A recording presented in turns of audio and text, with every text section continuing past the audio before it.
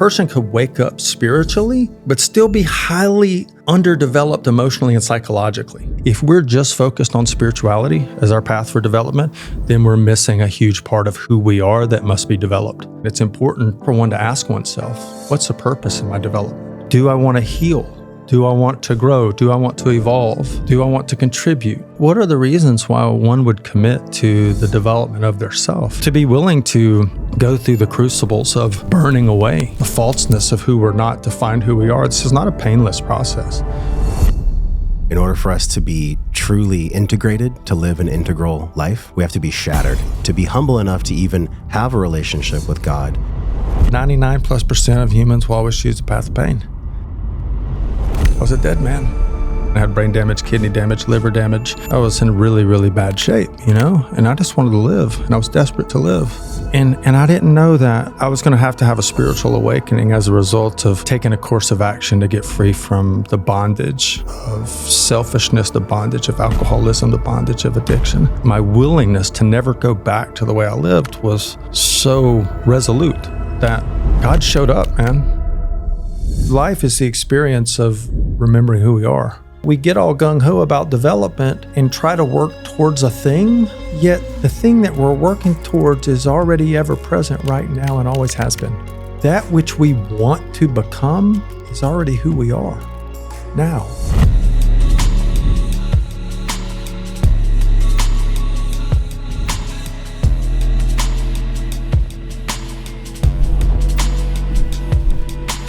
Scott, I got a lot of gratitude for you today. Thanks, man. Yeah, you can see my little boy coming out right now, dude. Man, you're like glowing, man. Listen, I was sitting this morning and I was thinking, what are we actually doing here? Like, what is this connection you and I have? And it's always been about mentorship and friendship, which is such a powerful thing, right? And I was thinking, okay, what does this remind me of in my life?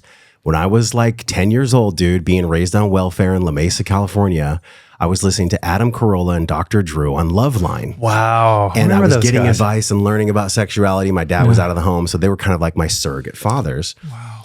And I realized that when people are hungry for wisdom, they just are drawn to it. They seek it out wherever they can. And so that is my intention with this podcast. Make it like a love line for the soul, because so many people are hungry for soul wisdom. And this phrase, integral, like, man, there has never been a time where it's more necessary than now. We're in a meta crisis, my bro. We're in a meta crisis. We are. And you yourself have been through a crisis and beauty both. The duality, right? Maybe non-duality, which we can talk about. But bro, I really care about you, and Thanks, you're a friend, you're a mentor. So it's great to have you back on the podcast, Scott. Bro, thank you. I'm really, thank you for those kind and loving words. And, mentorship and friendship are beautiful things. And there's something that I personally value, mentorship.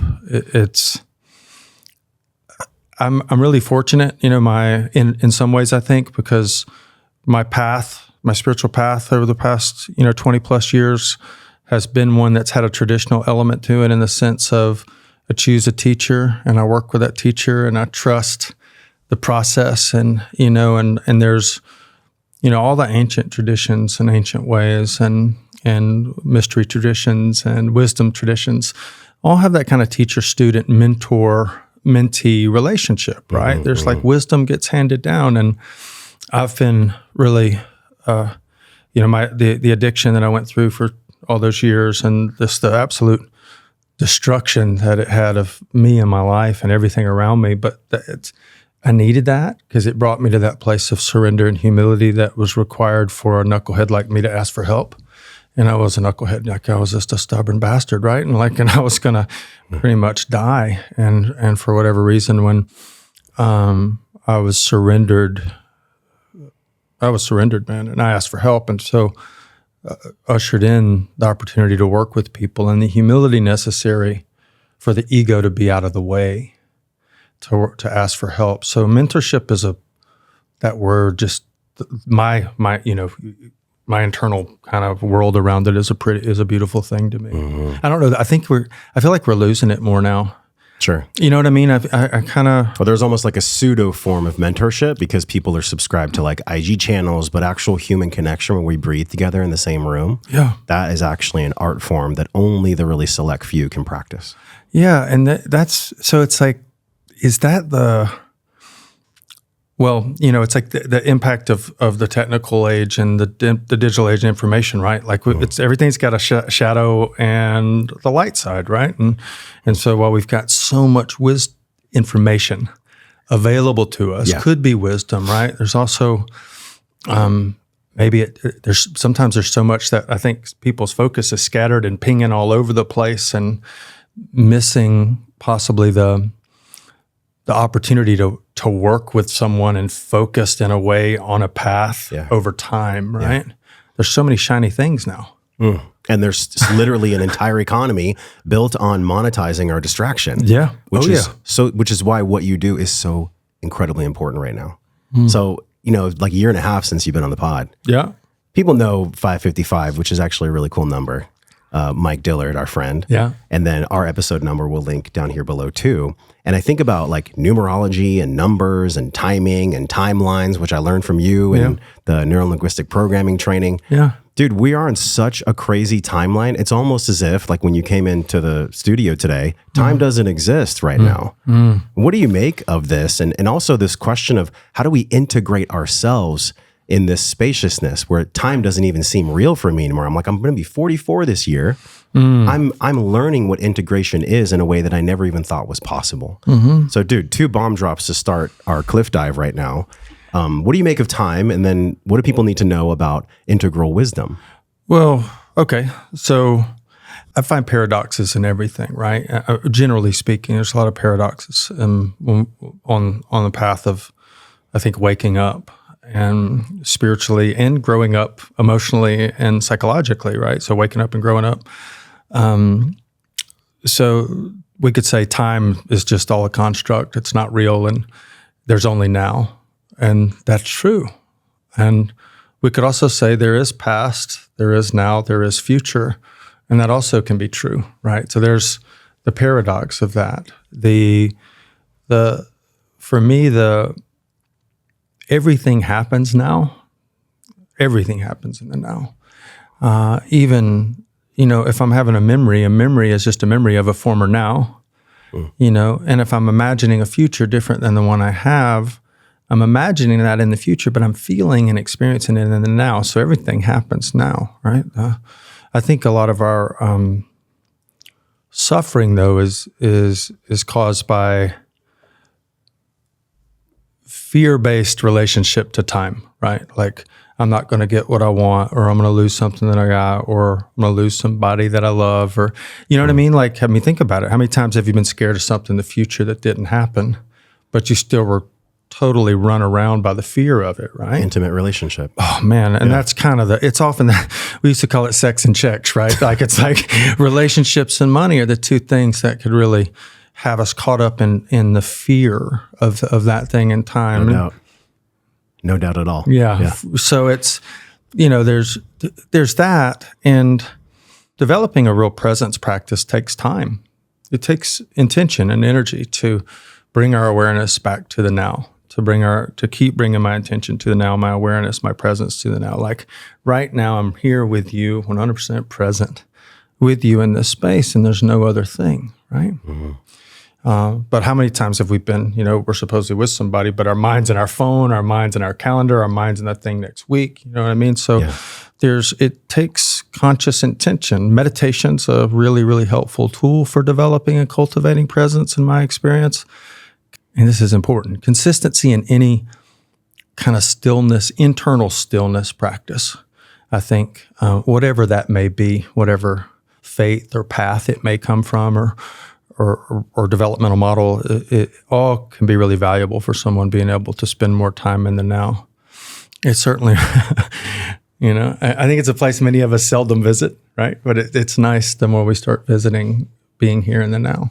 And then we can use time, right? We can, from presence, from now, we can use this concept of time with intentionality, right? But without attachment to it.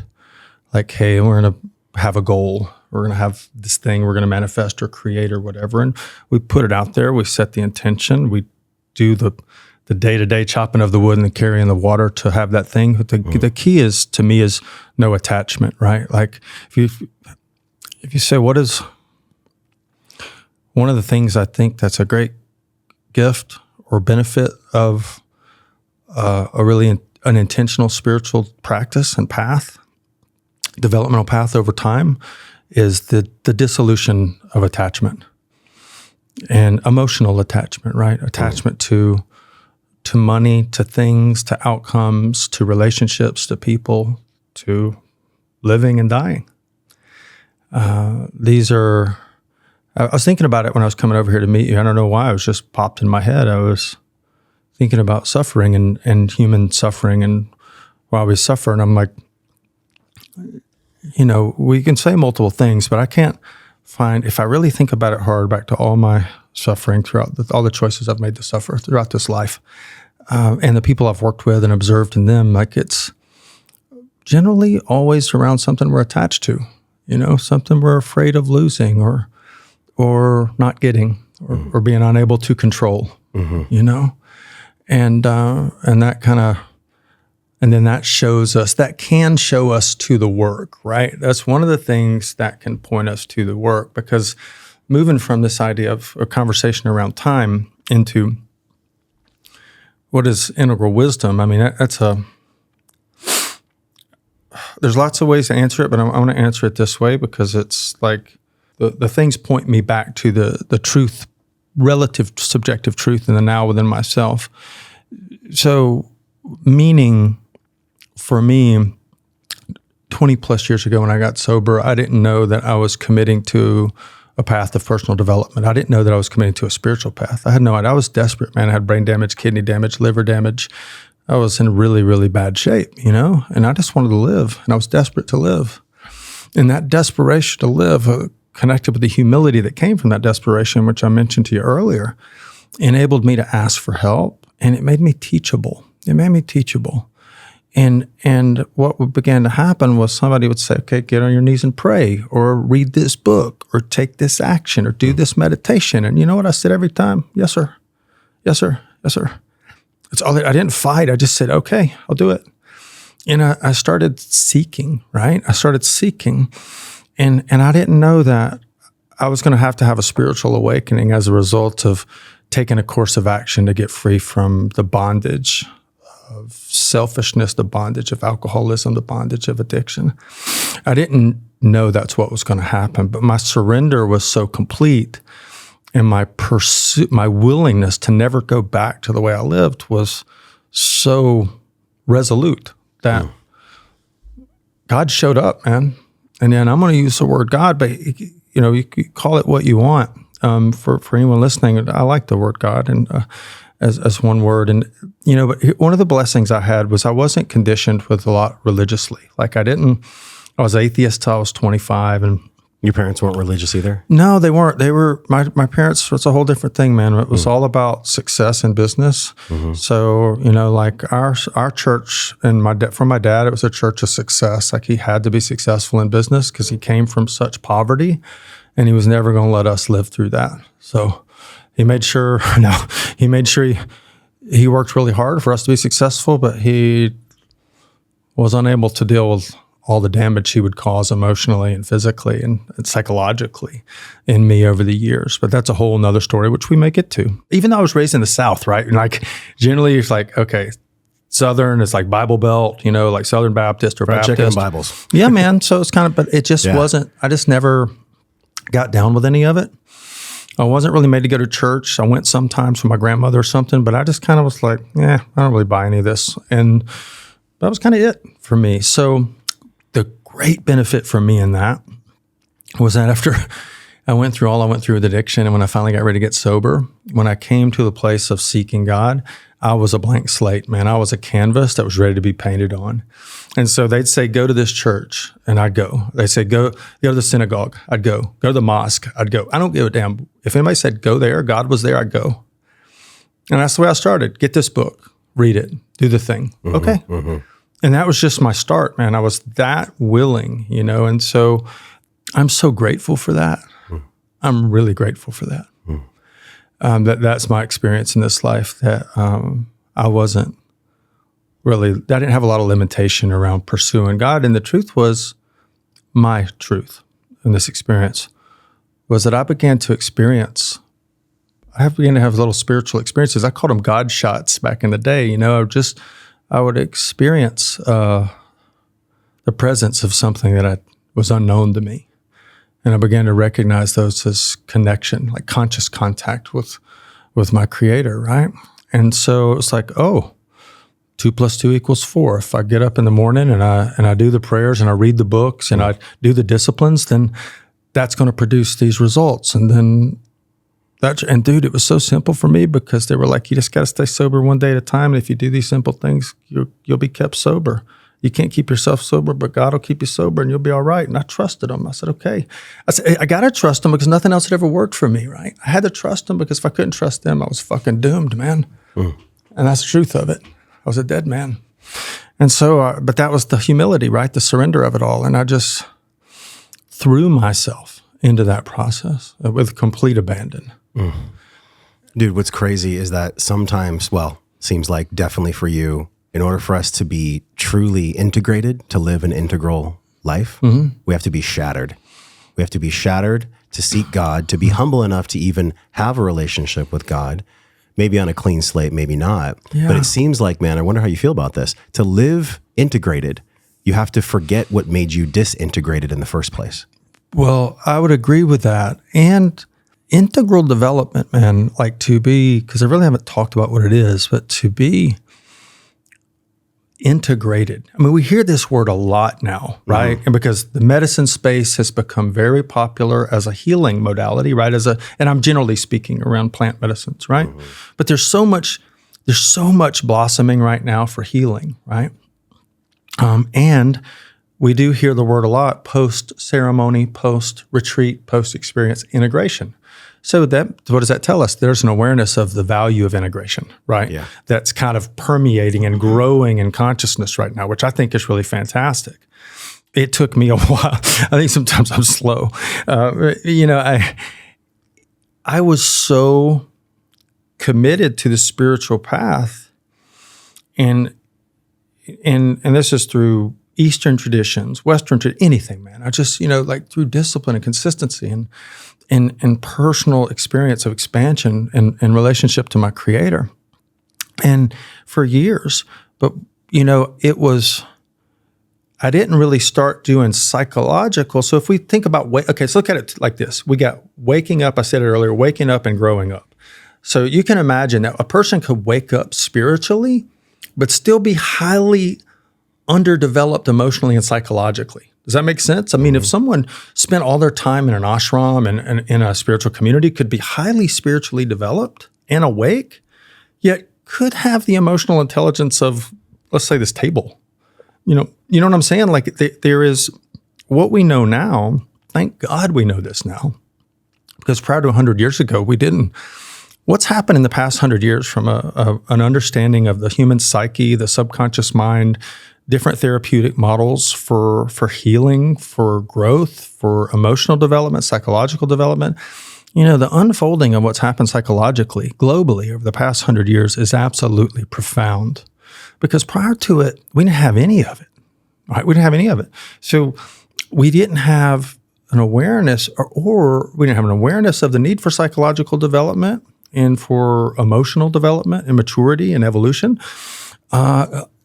Nor do we have the path or the way to do it. It was reserved for the wealthy. Yeah, but now we actually have the space or the resources to even explore spiritual development. Because we're not at the bottom of Maslow's triangle. We're right. We are at a higher place in the triangle, so people can look towards self-actualization and towards these things that happen at higher levels of security, right? Because, back then there was so many more people that didn't have even base fundamental security, right? Yeah.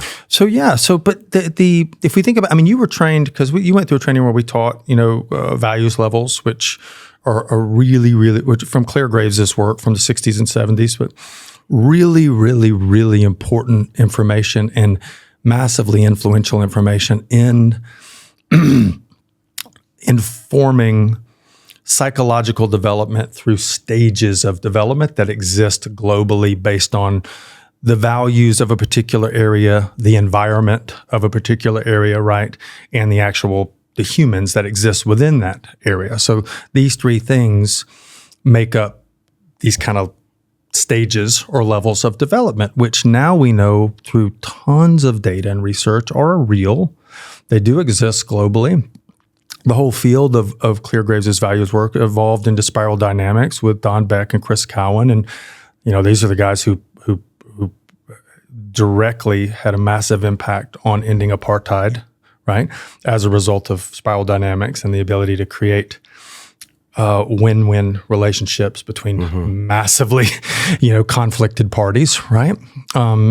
Through this developmental model. So my point being, though, is what's so important now about being integrally developed is like, if we're just focused on spirituality as our path for development, then we're missing a huge part of who we are that must be developed.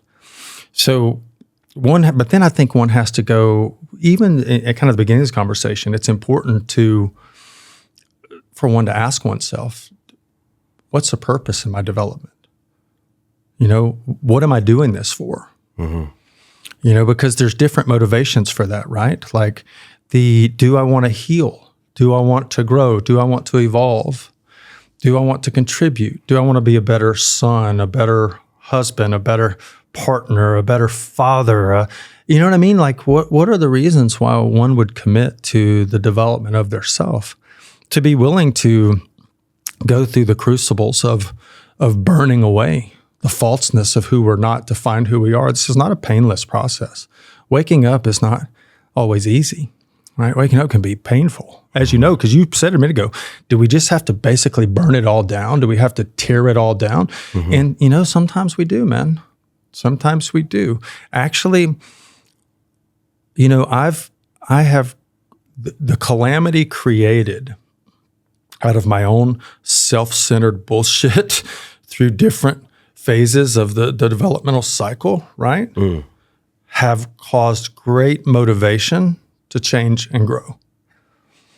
Does that make sense? Right? So it's like, what do they say? There's a saying actually comes from the Big Book of Alcoholics Anonymous. It's hilarious. It's a good saying. It says, most alkies have to be pretty badly mangled before they commit to solve their problems.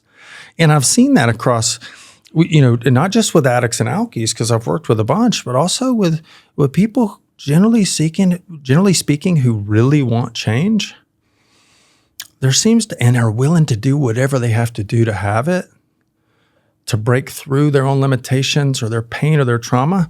There has to be some degree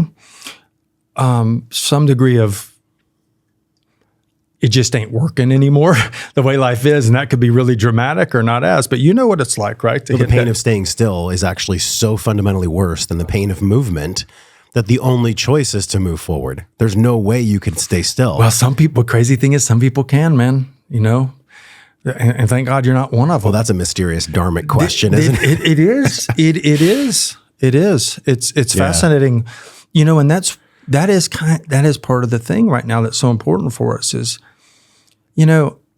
for me personally, in what we're doing with, Mandorla Integral Wisdom and with the messaging and the conversations we're up to having now, right? Like, how do we inspire more and more people to really want to grow, to develop? I'm a master trainer in NLP. I understand a lot about how our minds work and how our values drive us and how motivation is connected to our values. And, I get all of this. I guess for me right now, I'm not a place where I'm not interested in having people be successful financially or helping with that, as like, if that's the thing I want to be successful financially and that's the reason I want to change, that's great as a motivator, right? But right now I'm so curious as to how can we, and I mean we, because I'm not the only guy thinking this, I'm not the only person thinking this, nor can I do, or any of this be done alone, but how can we inspire, touch, move, inspire more of humanity to want to grow and develop for, if we really wanted to boil it down to one word, for love. how can we inspire? Because I believe that the nature of reality is love, and that God is everything. So all of reality is that. And I don't believe anything exists outside of love, because if it did, it'd have to exist outside of God. And if it did, then that would mean God and love are finite. And if I believe that, then I'm fucked. So truly, the only way you can know God and know love, however, is to also understand what duality is. Well, if you don't know what duality is, then there can't be non-dual living. There can't be an understanding of what you even need to integrate in the first place. Of course there can't, right? And so but that also happens, one can have their own, we can conceptually go, okay, what's duality, right? And then through enough discipline, we'll have our experience of moving from dual to non-dual.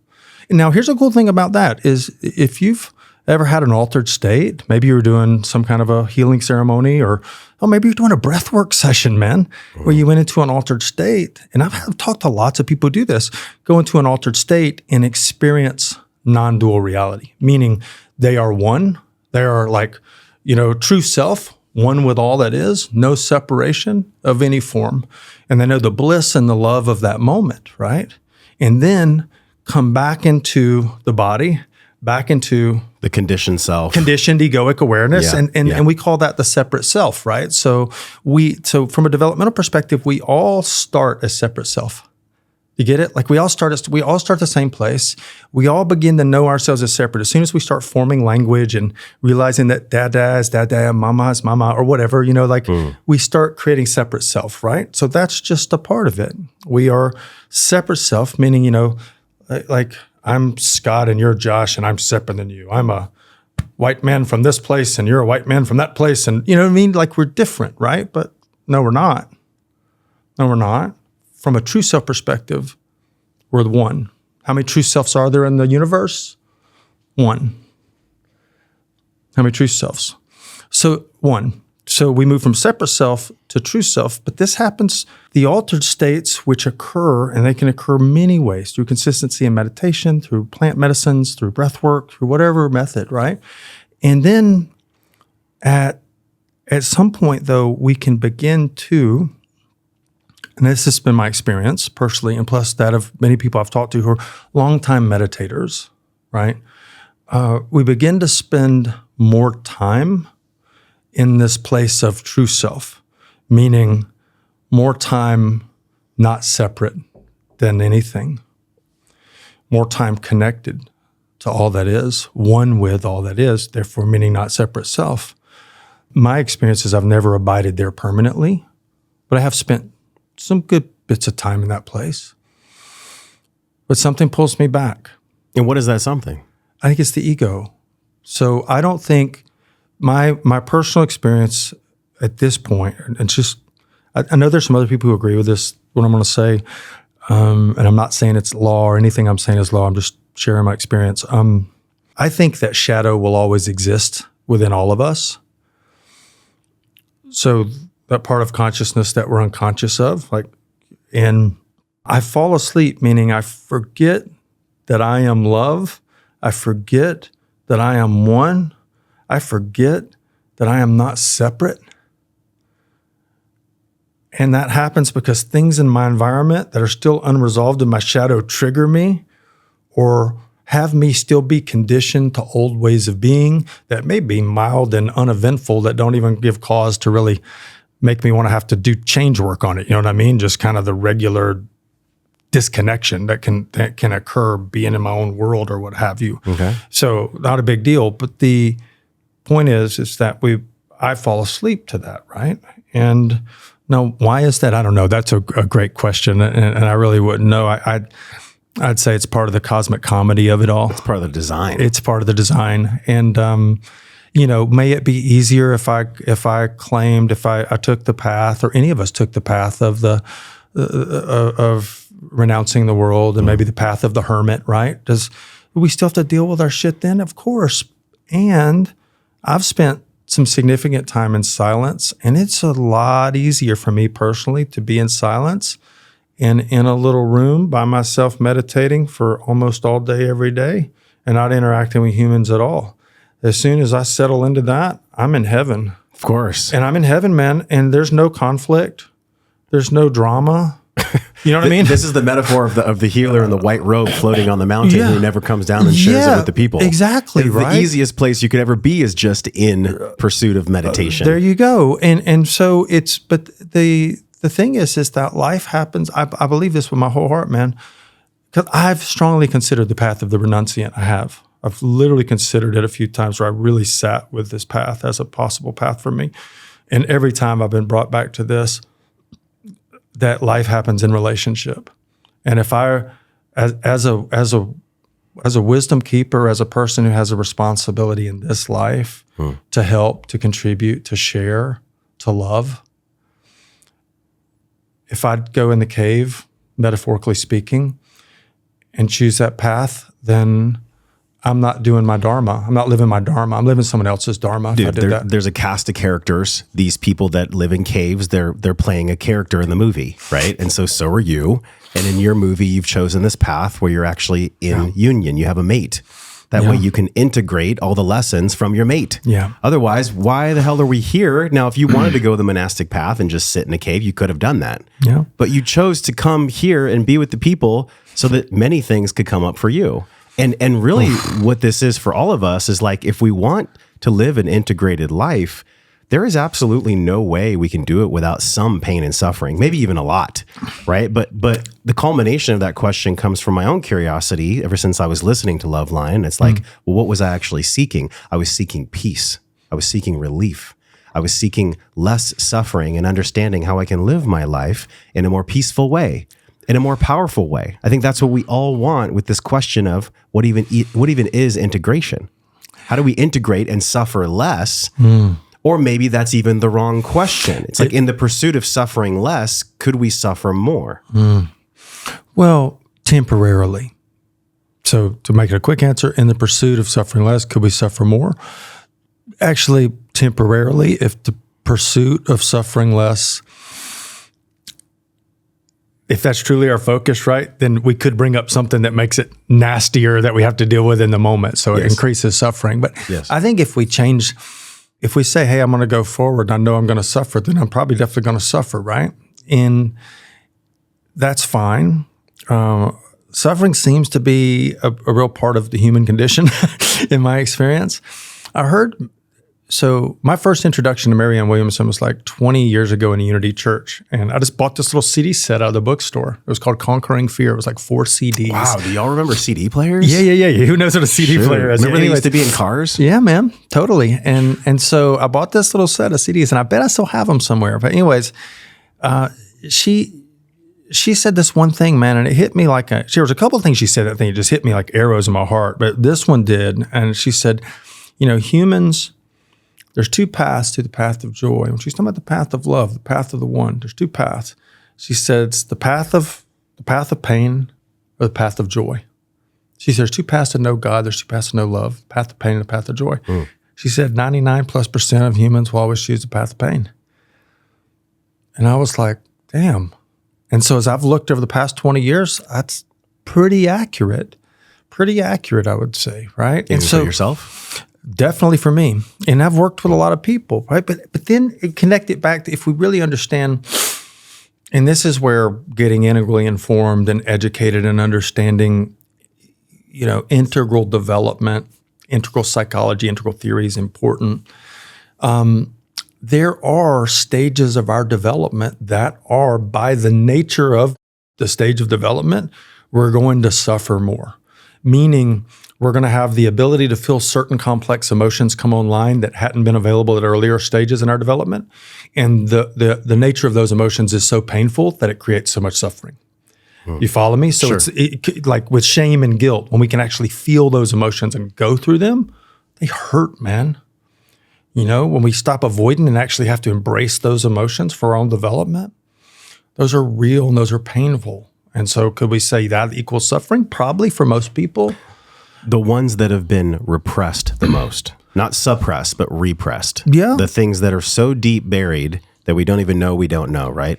First stage that I learned from you in Rewire was unconscious incompetence. Yeah. I don't even know that I don't know. Yeah. Which was such a cool understanding. I'm like, cool, I have blind spots. Yeah. They're there for me.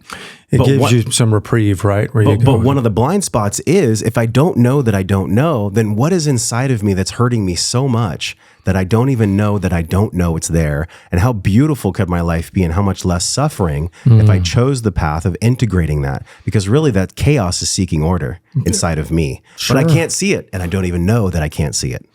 Yeah, well, but if you can feel it and you can discern that it's something, even if you don't know what it is, that's a huge step, right? So just the feeling of grief or the feeling of malaise or apathy. Well, it's okay. So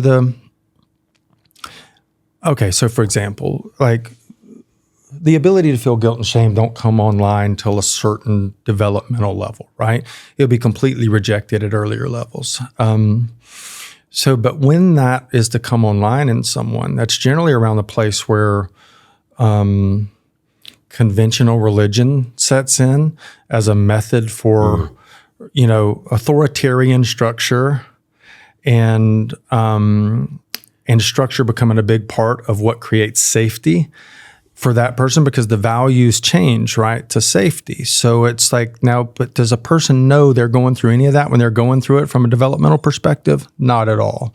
That whole place of development is I don't know that I'm in it. It's first stage of learning, right? So kind of the part of a huge responsibility that we have, meaning Joni and I and the people we're collaborating with and all the other people in the world who are in this conversation right now, because they're in the conversation around the reality of love lived as a value that exists for the whole planet and us being integrally developed such that we can live that way together and solve problems together, right? This part of what I feel like and you're doing it with wellness and wisdom, right? We're all contributing, right? So many of us are contributing right now to the evolution of consciousness on this planet in whatever way or ways we're contributing.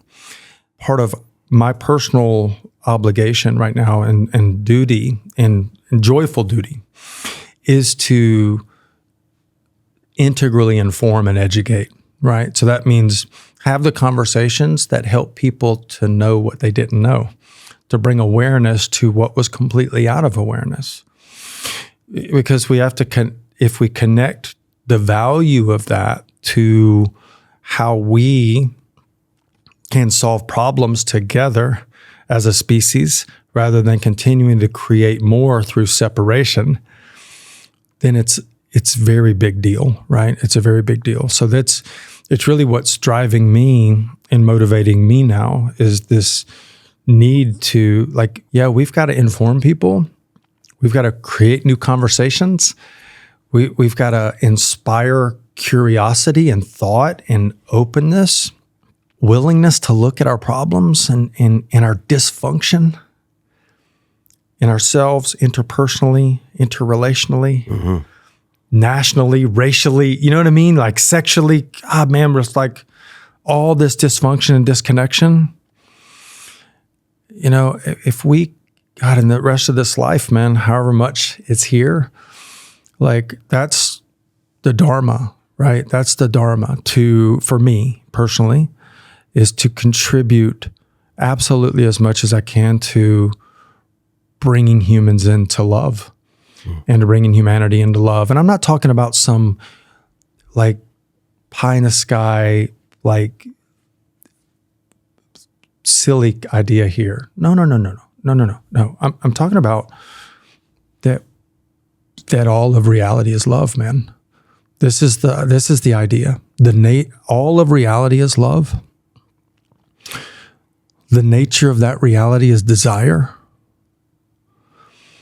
And that if all of reality is love, and the nature of that reality is desire, then all the calamity we see, the disconnection, the pain, the suffering, the harm, the hurt, is because that love story, our reality is so distorted that we don't know how to fucking get there.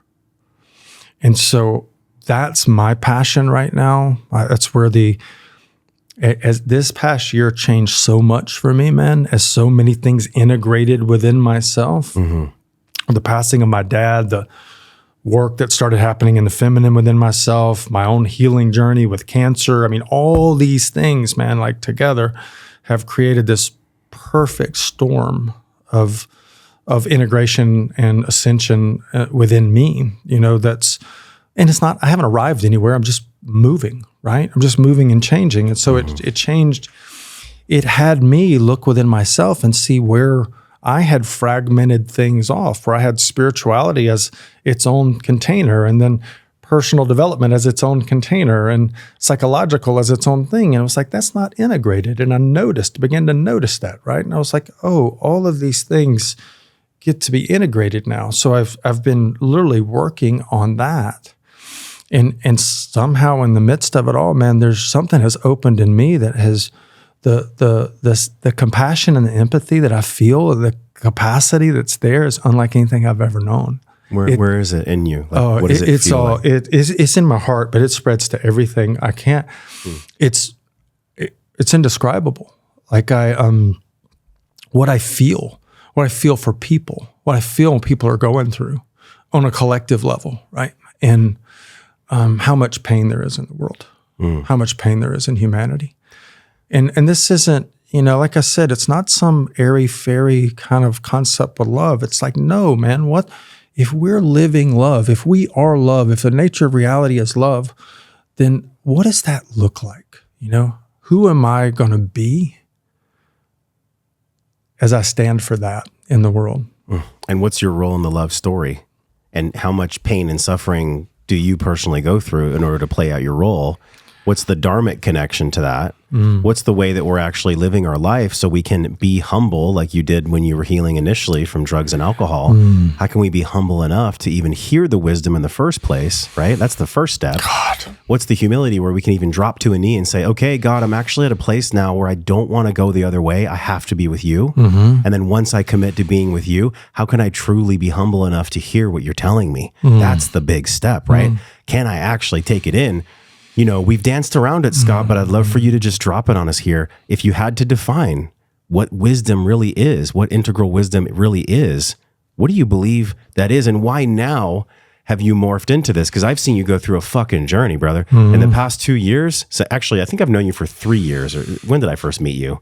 3 years ago? It's been about 3 years, about 3 years ago. So in the past 2 years, and we're going to unpack all of this because it's so needed, because your journey is probably a mirror of many people's journey when it comes to loss and also moving through things that are chaos, wanting order. So in the past 2 years, like I've seen you morph from NLP, which really in the past I almost felt like put you in a box where you could only teach NLP. Now at Mandorla Ranch, which I've gone to, y'all, and you need to check this out. It's on the screen right now, mandorlaintegralwisdom.com.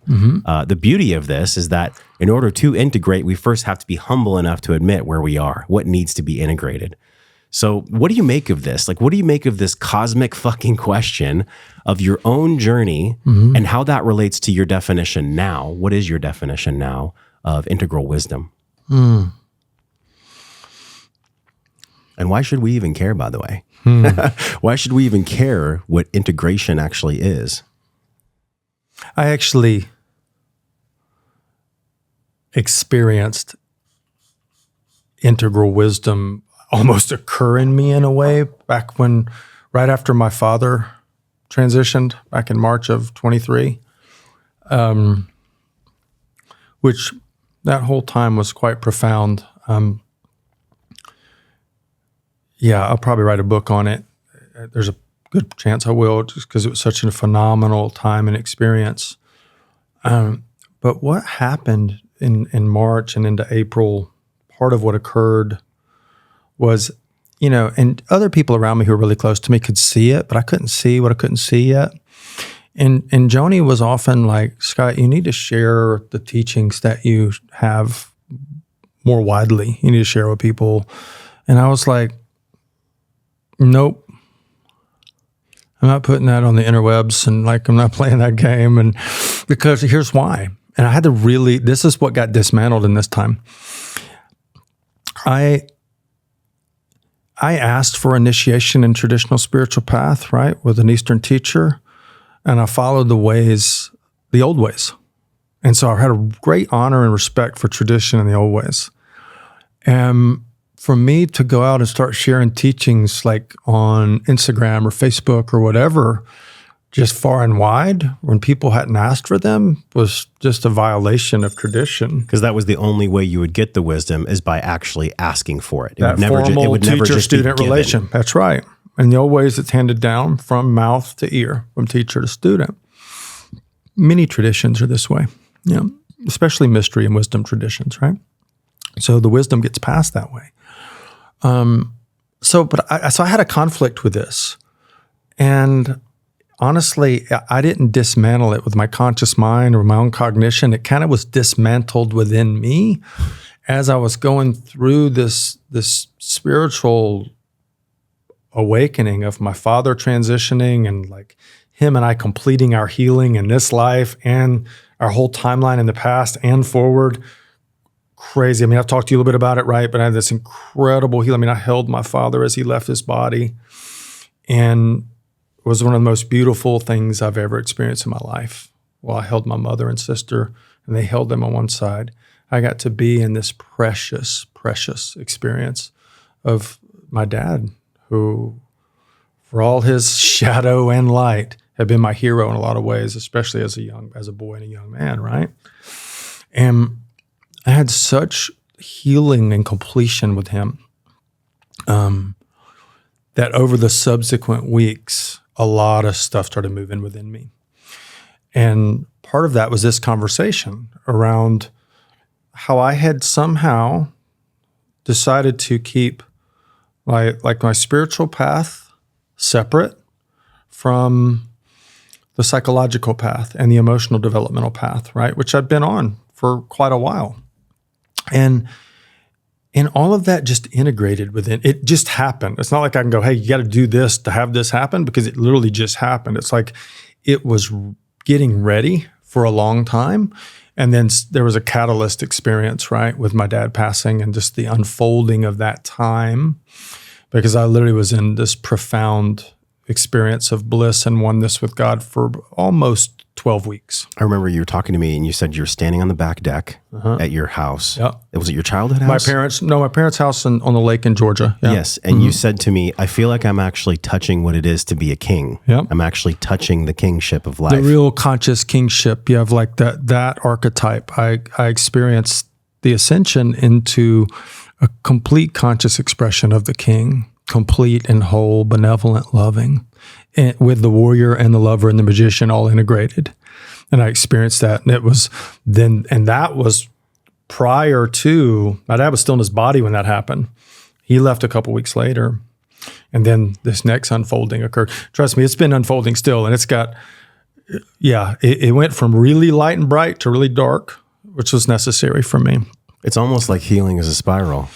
It is. Ascension. And healing is, and if we look at spiral dynamics, there is a beautiful, I agree with it, right? Like it is a 3-dimensional spiral. And one of the things, a little note I'll just drop, because a lot of times when people get into their developmental work, like they start doing work, and I know you even gone through this, we think we've completed healing on something or get resolution with something, and then maybe a year later it shows up again in another way, but it's the same thing, just shows up differently or maybe a little more subtly. And then what generally happens is at that place we beat ourselves up. We go, oh, but I thought I did this. Oh, I'm a piece of shit. I didn't do it. Or, oh, that old stuff. Please, if you've ever done this or doing this, drop it. Meaning, here's why it happens. What we heal at one place on the spiral, my experience is we resolve what can be resolved at that place in our evolution.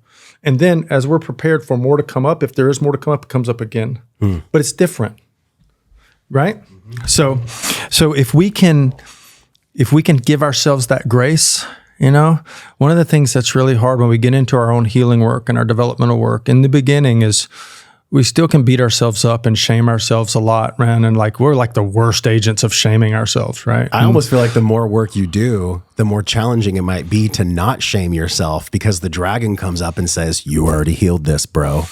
Well, I call that the subtlety. I call that the craftiness of the ego. Yes. That I've already healed this. Yeah. Why is this coming up again? Yeah. So there's two things happening. First of all, if we shame ourselves for something coming up again, then I just implore you to drop it. And in the sense of give yourselves some compassion, some understanding, and going, you did the best you could with the resources you had. And now, guess what? You get to do a little more work on it. Yay, because that means you're going to be even better off after you do, right? So it's awesome. So give yourself some grace. And I guess, the developing spiritually, emotionally, psychologically, in my experience, is not a clean, streamlined process. It's not linear. It's spherical and linear. Sometimes we need to do focused work to heal something, really very masculine, its energetic signature. Sometimes healing and growth and expansion can occur massively in just holding and being with something, being with the pain, being with the loss, being with the grief process of losing someone, or something. And this is I call it the circle, but this is also would be more of a feminine, a goddess quality, right? Where we hold things. I mean, as men, especially men can be we're aggressive in our approach to deal with things, right? We want to every problem's a nail and every solution's a hammer. Yeah. And that's just not the way it is. The unintegrated. Yeah. I mean, it's, all of us, to actually be, to truly be integrated, man, like if you say, Scott, are you integrated? I would say no. I mean, probably more than some, but if we said integrated as a 0 and a 1, you mean an on and an off, right? Which it's not. Yeah. Then I would say absolutely not. Because there are so many facets. Ken Wilber, God bless him. He's the, if your readers or subscribers don't know Ken, a great place to start would be maybe if you want to learn some great things about integral theory. There's so many good books out there, but A Brief History of Everything may be a great place to start. Anyways, this guy is the great American philosopher of my time. That's my opinion for sure. And he's brilliant. But the amount of work he put into research and development of integral theory is so profound.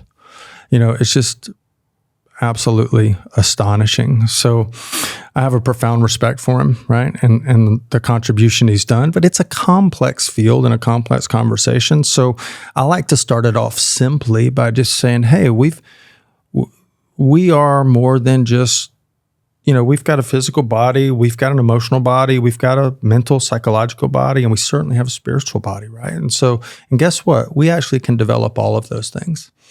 All of those things have amazing facets of and paths that are available for developing spiritually, mentally, emotionally, physically, such that we are integrated, such that we become integrated in our thinking and in our behaviors. Because the truth is that there's kind of a couple of, once we get to, in integral theory, like you learned values levels from Claire Graves. I taught you that when we did the training in Montana, right? Because I taught, as a part of our developmental work, we've taught Claire Graves values work for about 8 years. So in integral theory, they're called basically moral levels of development, right? Instead of values levels. But they're also obviously modified some. But once one gets to an integral level of thinking or an integral level of development, there's exponential more internal resources available to someone. And then when you have multiple someones who are thinking at this level, and then you get those people together for solving problems, we can come up with some profound solutions, I think. That's how you change the world. That's how, this is my thinking now at this point, right? Like, this is how we truly change the world. We have to, this is no new thing. I was just talking with a good friend of mine who's been a part of attempting to affect policy change in DC for about 15 years by having integral conversations with right and left. And it's profound, some of the experiences he's had, right? Of being able to actually, because he's obviously an integral thinker, but he takes somebody who's really dug in on the right and somebody, or, policymakers really dug in on the right, and then policymakers really dug in on the left, and they're not really at an integral level of thinking yet.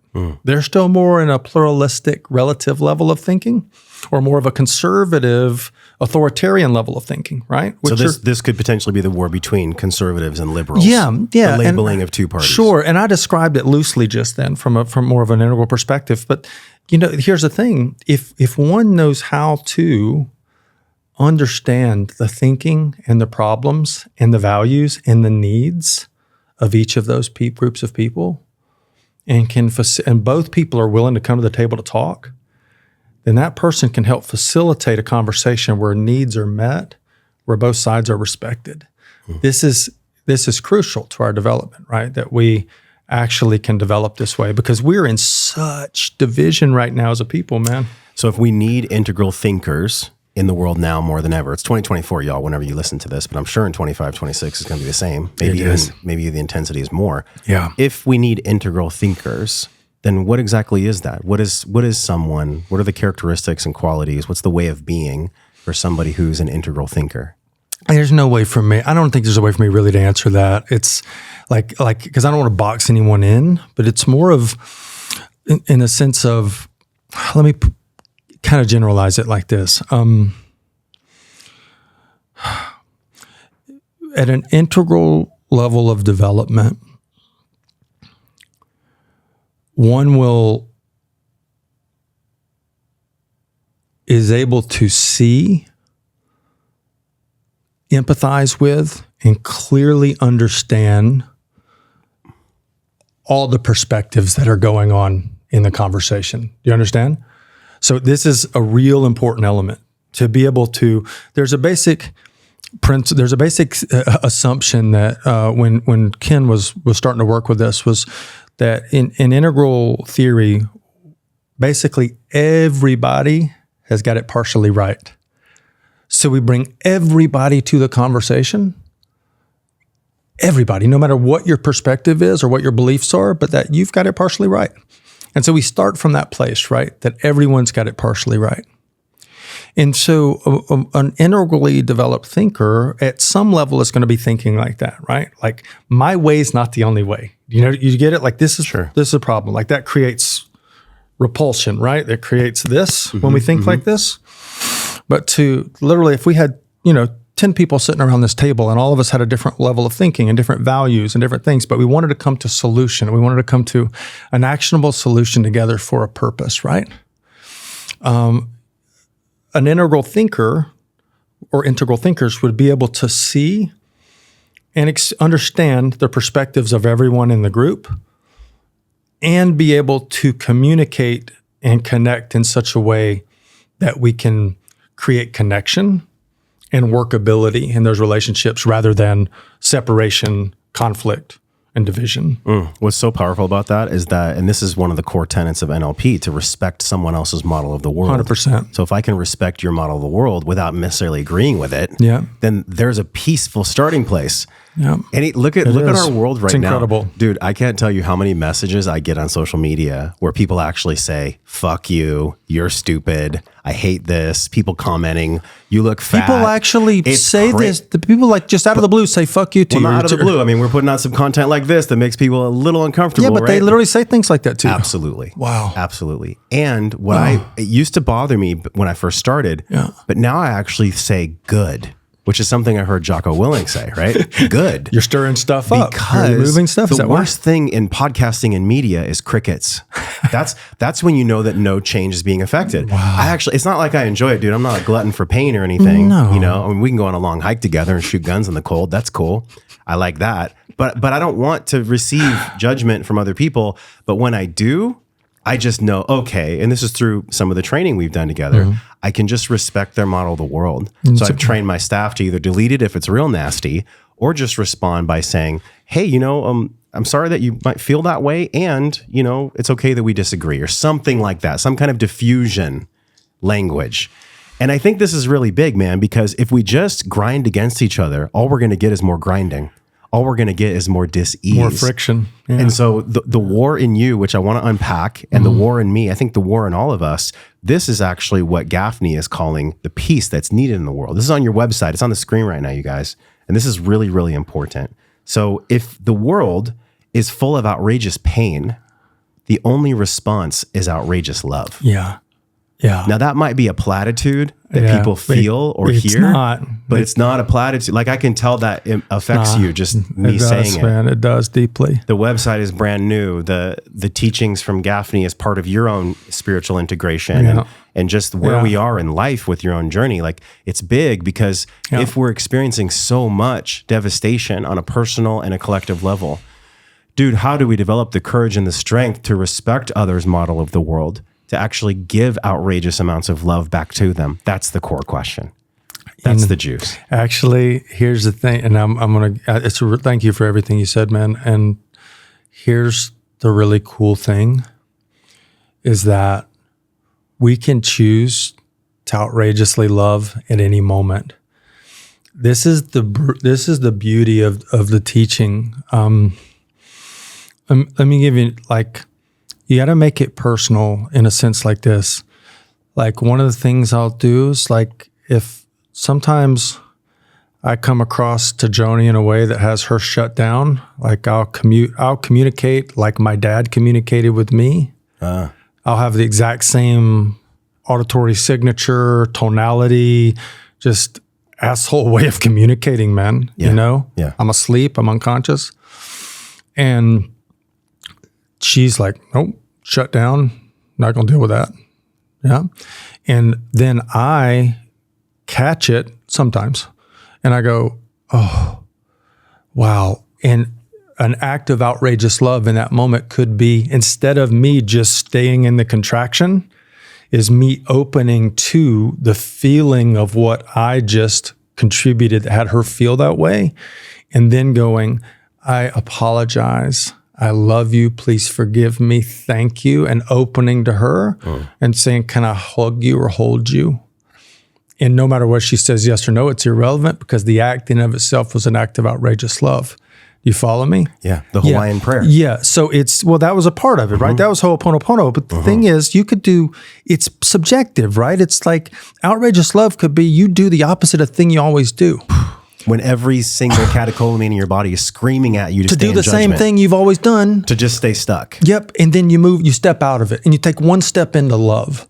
And let me tell you, that may be fucking outrageous love, man. And that's beautiful. So like, we don't have to complicate it into this thing that it's not, right? It's like, first we have to consider the possibility that, I mean, if, it just all clicked and connected for me really easily, I think, because I believed my personal experience of God over the past 20 years so many times has been love. And so it just became evident to me that God is love. And that the nature of all, and I, when I started my spiritual path, man, as a shaken and bacon drunk, drying out, like a guy said to me, he said, Scott, all God needs to be is three things: all loving, all powerful, and everywhere. Those were the first three things I accepted about the nature of God: all loving, all powerful, everywhere. And when I accepted those three things, I pursued open-heartedly. And so what came from that is my own subjective personal understanding that love is all there is. And so I talk about Dr. Mark Gaffney a lot because he's had a huge impact on me personally. And I think what he's doing in the world is so important right now. Sharing of this idea that if all of reality is love, then all of reality is a love story. And so all of reality is comprised of all of our love stories, right? As distorted as they may be. And so for me to get connected to that and go, it just landed in me as like, yep, this is so, right? And because I am trained in values levels, I am trained and pretty masterful at what I do with the work I've been doing for the years, right? Over the years with NLP, along with all the other things. And no matter what, when we go into companies and have done values alignments within the small and medium and large corporate context, or whether I've done values alignments in interpersonal relationships and couples, we've always found consistently that dysfunction and disconnection and problems existed on just relationships of two people up to big groups of people when values were all over the place and completely disagreed upon. So people's individual values or team values were in conflict with others, right? This creates conflict. And so understanding that makes me go, when I heard Mark first say, how do we really solve this for humanity? Is we've got to get humanity to share and agree upon love being the value that is most important to us all. That love is the reality. Now, think about what's possible.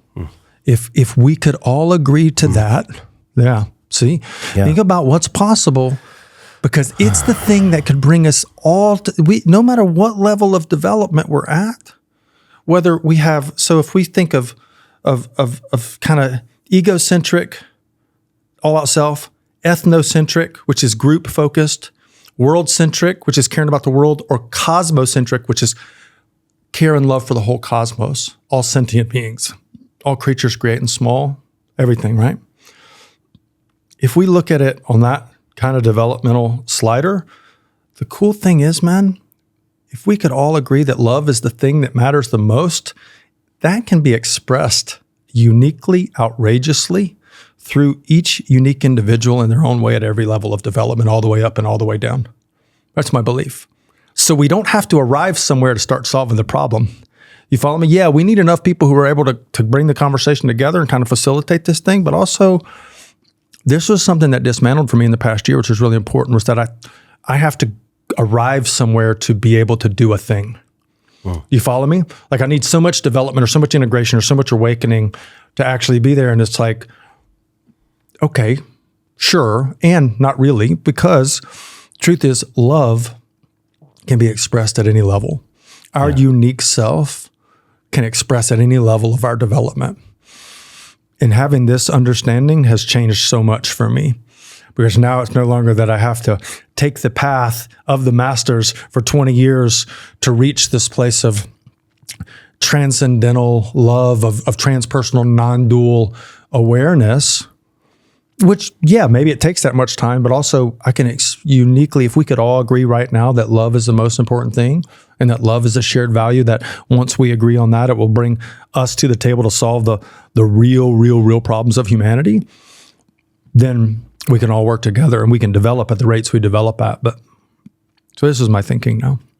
So if that's the truth, that love is all there is, and really this life is a practice of knowing and being that in certain ways, with my own language, then when exactly does this awareness come online? In other words, when is somebody actually drawn to having integral wisdom? At what stage of the four that you mentioned? I don't know. Honestly, I don't know if there is like a place that's the definitive place where that happens, or even if it happens in that way, it didn't really happen for me in that way. My dude, personally, everything I did was to know God. And it's just that pursuit that's led me to all the different things I've been led to, the teachings from different teachers of different faiths and different traditions, to the psychological and performance and therapeutic and emotional, all of these different methods and modalities that I've learned over the years I think I decided somewhere early on that, the difference between an aim goal and an end goal, right? Sure. Yeah. So to me, there's never been a place really to arrive on the spiritual path. It's always just been that I'm just going to know God more deeply. I'm going to know my Creator. I'm going to know. And now what's happened is now it's actually, you hear me use the word God, but what's really happening now is I'm actually starting to develop and cultivate a relationship with Goddess. And that is changing everything for a guy like me. Yeah. So with respect, I'll ask this then. Your dad passes. Yeah. And one of the things that comes from that is an understanding of the wounding around the feminine. And it wouldn't have come unless you had held your dad and he had passed. I don't think it would have. Which you shared with me. So, your mentor once told you, it's really important to share your shadow. And so, please share that with us because it's a part of your story encapsulated here in time. Yeah. When your dad passes, and how does that come up for you? The actual wounding of the feminine through the passing of your own father, which seems paradoxical, right? Yeah. Why would the wounding of the feminine come up when your father transitions from the world? It doesn't seem like it connects, but it does. Well, good question. Okay, so the truth is, for me, I spent a significant portion of 20 years of my life was spent on dealing with the wound of my father and the wounds with my father and our relationship, as wounded as it was. And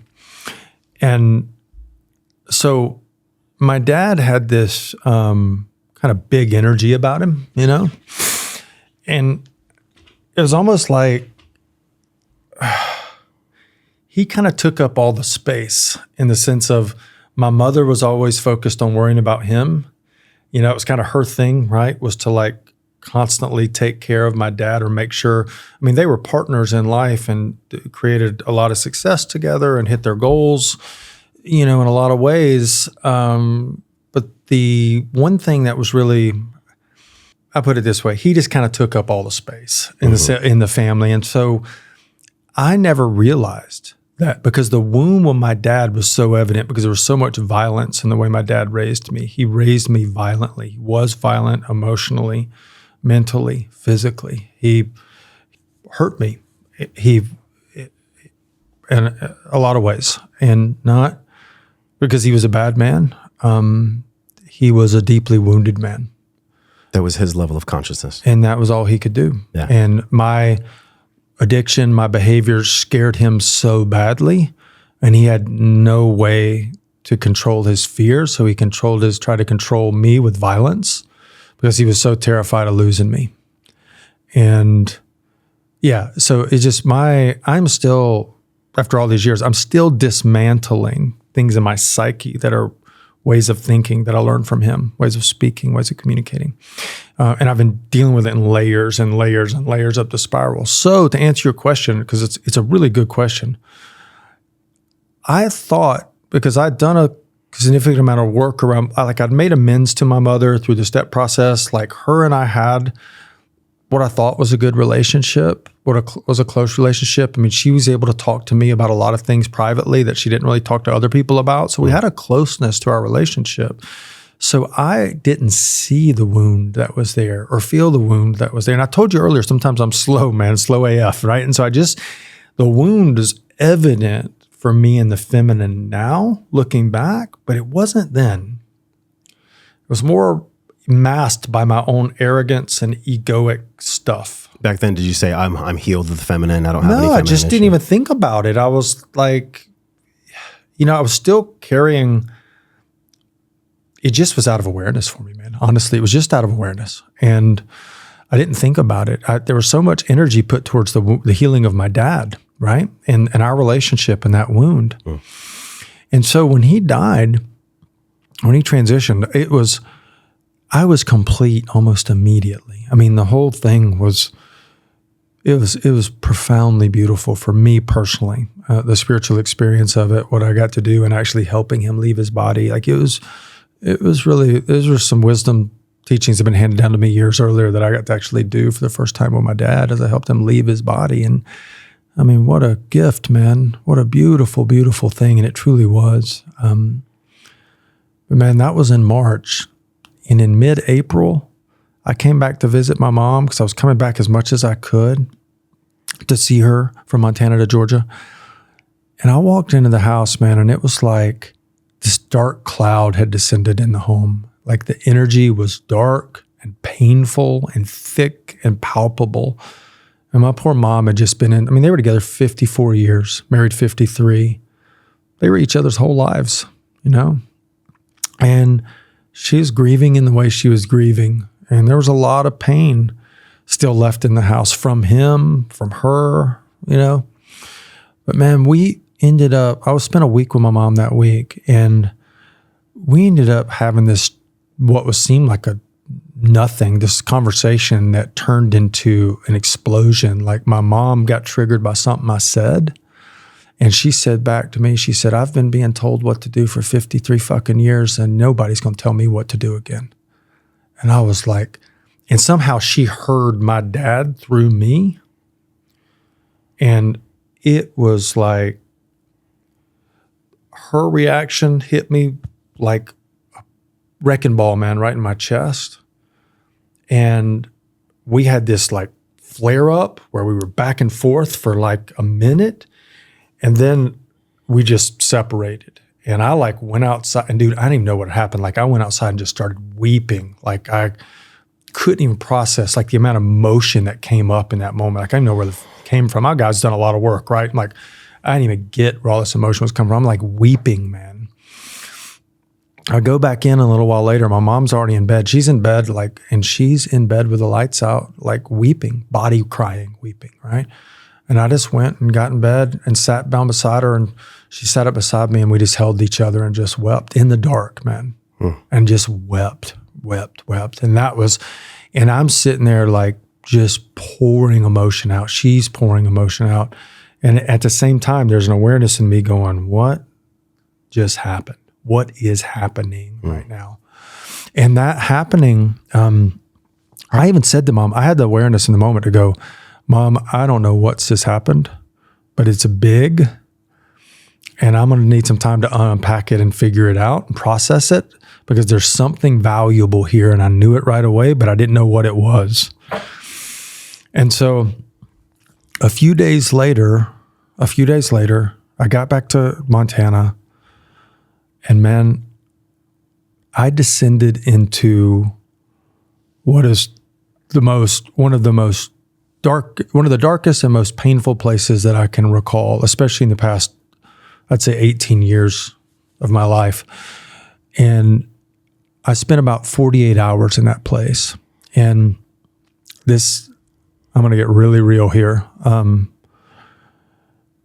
This is still ongoing, like the healing of this process for me, coming up on a year now.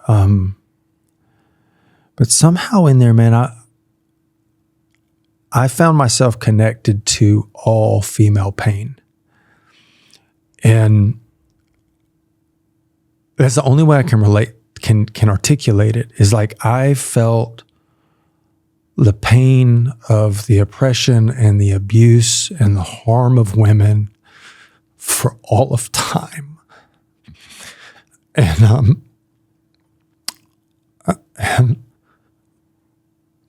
dude, and what was crazy is in that darkness, I was responsible for all of it. And it felt like it was going to kill me, like I couldn't bear it, right? It was the most unbearable thing I'd ever known. And I was in that for a few days, and then Joni sat down with me one day and she goes, baby, is it possible that you're feeling all of this not because you're responsible for it, but because you're supposed to heal and help others? And I was like, well, that feels a lot better. You know, maybe. Better where the fuck I am. You know, it's like, that feels a lot better. Yeah. So maybe, you know, and it was, but man, the past year has, now for my mom and I are closer than we've ever been. We're cultivating a really, like, for me, a precious and dear relationship that my dad had to be out of the way up for us to have. And I'm grateful for that, because I get to be with her now in a way I never have known. Because there's space. There's space. Yeah. Like he was just in the way. And I don't mean that insensitively, but we needed space to heal without him there. And so there's a gift in for me personally, there's a gift in his transitioning when he did. Selfishly for me and my mom, and bigger than me and my mom, because I needed to be so pulled into this experience not saying that I can understand the pain of women or what they've gone through, but to have, or go through, or that I've put them through, to be connected to it in this way, in a way of deep care and compassion and empathy is something I'd never had in my life. And I so desperately needed it. It's crucial to my development in this life and whatever contribution there is for me to contribute, right? Because I know that there's something in here for me in working with men and helping men to heal their wound in relation to the feminine form. Yeah. And for me, it turned into, man, like it's all the way up and all the way down, meaning it's like my relationship with Goddess, with the Divine Mother, into my relationship with my mother all the way back in the womb. My grandmother, my whole experience of her, which was trauma and all kind of trauma. My grandmother was a very traumatic relationship for most everybody around her. This is my mom's mom. But just all this wounding that's there, right? And that I never knew was there. Even though you'd think that, based on evidence of failed relationships, I'd had to have some awareness, but it was something that I... How many times you get bludgeoned with a hammer? Seriously, right? How many times I got hit in the face with a 2x4, right? So I said, man, sometimes I'm slow, bro. I own it. But so to answer your question, a very long and emotional way, which I didn't see coming, that's how my dad's transitioning enabled me to... find the pure gold of this. Dude, I can feel, I'm present with you here, but I can feel the heart of so many men and women that just heard that or saw that. I hope so. Because that wound is in all of us. Like I for sure have a wound around my mom. And you brought that up for me. And it's funny when it's not funny, but it's serious because the weight of you sitting next to your mom on the bed actually felt like I was there with you, like next to her in the way you described that. So to be able to understand that we're wounded and it's okay that we're wounded. There's no shame that we're wounded. Yes. We just are. I think I just did a solo cast yesterday and part and parcel, like your mentorship, the mentorship of so many people I've had on the podcast, right? That's what's allowed me to see. I don't have to know why the trauma occurred. I don't have to know exactly how it occurred and what was the divine purpose and all that. Yeah. I just simply have to I get to acknowledge that it did occur. There you go. And that's it. There you go. And then the healing can come through from there. For sure. And I think about in my own life, like my mom, manic bipolar, and I never really had a mom who was just present. I mean, she did the best she could. With what she had. She did the best she could. Love you, right? Yeah. Dad was gone. And in your story and my story, all of our stories are like this amalgam of what maybe Gaffney talked about with the outrageous love that's needed to deal with the outrageous level of pain. That's it. And all of us have it on some level, whether it's capital T, lowercase t trauma. It's not, and I want to get your take on this, it's not figuring out how and why, because that's an intellectual fucking loop. Mm-hmm. You could have sat next to your mom disconnected and said, well, I wonder why mom's doing it. Instead, but you felt with your heart, like this is actually what's present. Instead of my mind having to figure out why or how, there's some kind of attunement that I want you to describe to us.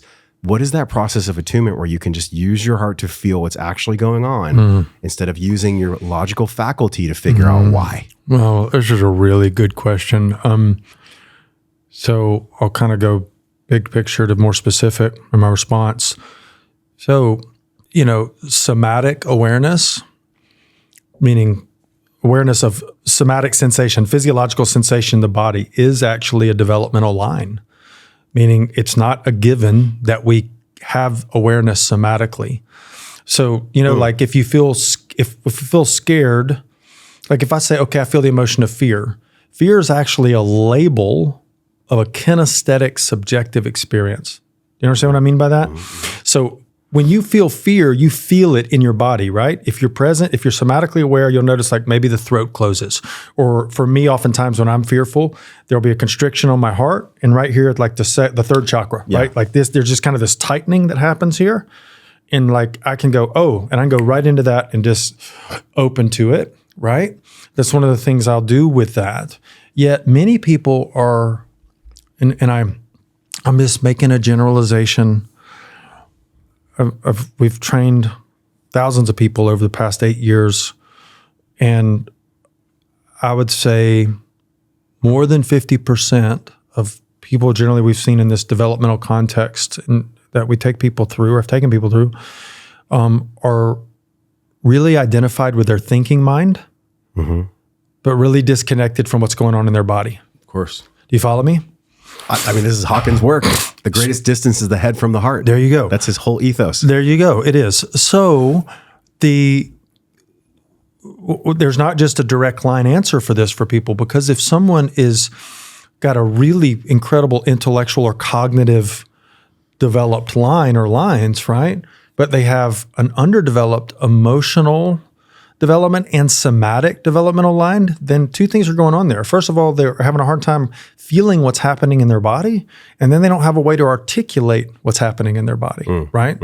So this is more of the somatic, which is the feeling of the direct subjective sensation in the physical body, then the articulation of the awareness of, oh, that, actually, I feel scared because when you did that, it reminded me of when my first girlfriend broke up with me, and I felt like it triggered my thing around abandonment, right?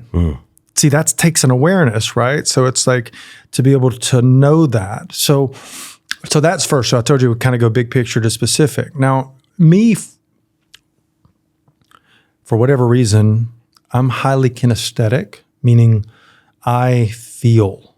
I've always felt and always been able to feel a lot, like even since I was a kid. Yeah, same. Not everybody else is that way. Well, we're both Taurus. Maybe there's a Taurian thing there, but I don't know. But I'm a doubled earth sign. So I'm connected to the earth. I've always felt.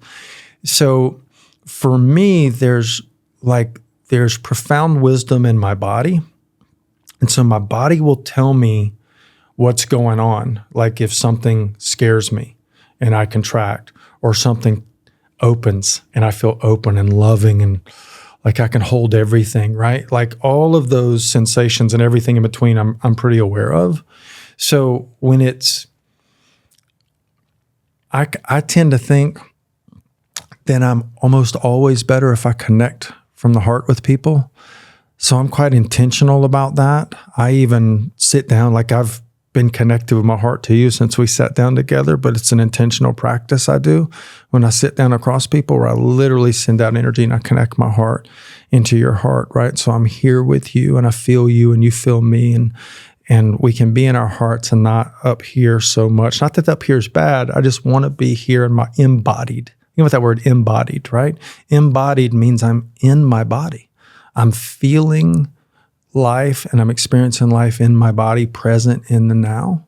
And then hopefully I have the ability to articulate what's happening too, right? I have the intellectual or psychological ability to understand, okay, this is what I'm feeling and this is what's happening. So in that experience with my mom, I mean, it was like a wellspring of emotion had been pierced, right? It was all exploded. And all this emotion's coming out. And I just was led, right? Part of it is like just trusting where we're being led in the moment, trusting that own internal compass. And I feel like I have this internal emotional compass that takes me to the right place, and then I don't have to think much about it with my mind. And so like even in that, I don't need to do much of second guessing, right? There's an awareness, a body awareness, a somatic awareness that has me know that what I'm doing feels congruent and good. You follow me? And so even walking into my mom's bedroom that night when we had just had this explosion, and it's pitch black. And I'm like walking through the dark, and my mom, I can hear her weeping in the bed, and I'm just drawn to that, right? I'm drawn to be there with her, not knowing what to do because my mind couldn't know what to do with that. But the wisdom in my heart and my body said go, so I trust that. So really, if I was going to answer your question, I think it's a glorious thing the more we trust ourselves. The more we can cultivate a relationship with our inner self such that we trust our internal pulls and calls, our intuition, I'd say it's intuition, and that the mind doesn't get too much into picking that apart or looking for reasons not to do it. Because there can be strategies for sabotage and that kind of thing. So out of fear of future pain. Yeah, or fear of looking bad or failure or doing the wrong, making the wrong choice, wrong decision. Yeah. All those things keep us from Dude, from so much. It's like the mind is this beautiful, it's so beautiful. Like, you ever see that movie, A Beautiful Mind? Oh yeah. It's such a good movie, right? It's a really great movie. It's so good. Yeah. And he was such an intellectual guy. And he was doing math on the windows and everything. But the whole movie was about him connecting to his heart. And that's what you just shared with your mom. Yeah. And really the wisdom here that I want everyone to feel somatically is, the wisdom is, if Hawkins talks about the space between head and the heart being so challenging for so many of us, and also we have Mark Wolin, who did a session with Carrie and I a few months back and told me that this is live. He doesn't do sessions with people individually anymore, but he actually made an exception for us. And I was sharing and Carrie was sharing. It was after the journey we did here with Margot. And I believe I shared this with you. You did.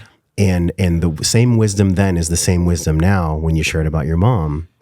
And it is that everything actually starts with the mother, all of it.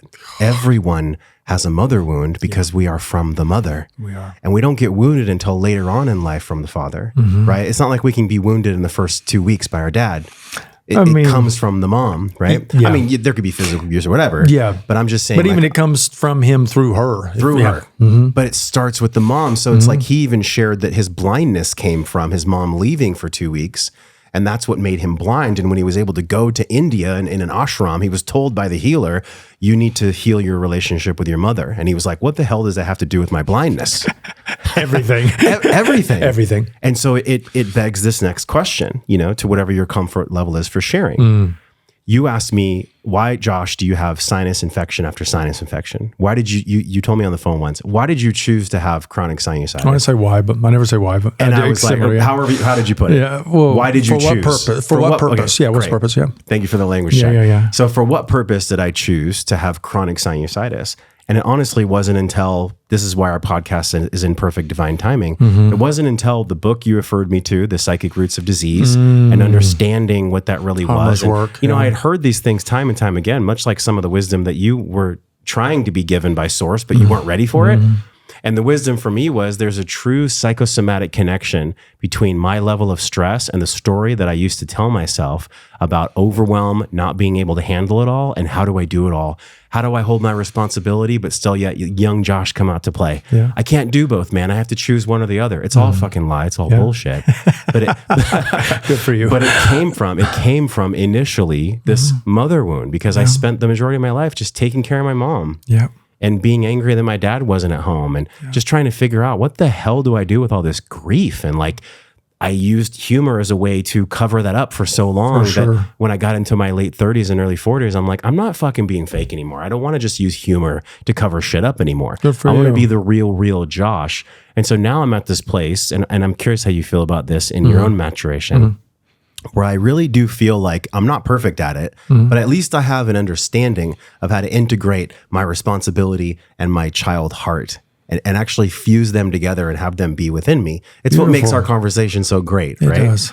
So how has that worked its way in your life? The holding of, at first glance, separate worlds, but they're not separate at all, right? They're one and the same, right?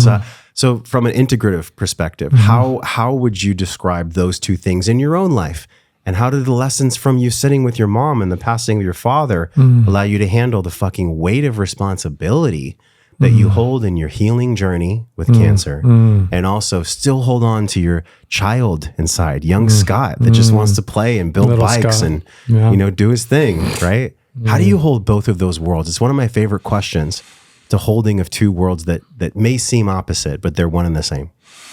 Well, I guess the container around it, thank you for the question. The container around it is the belief that I hold a belief that they're not separate. And so they're, yeah.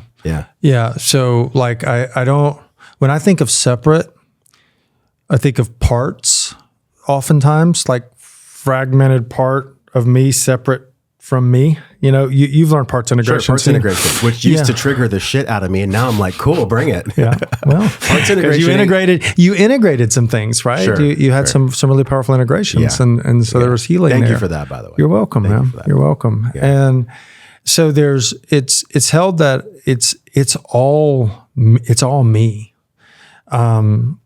Meaning the householder, right? If we look at it from like a yogic perspective, right? There's the one who has to, make the money and do the things and hold the responsibility and, Lightning just struck outside. That's Thunder, right. Right as Scott said that. So whatever he's about to say is going to be good.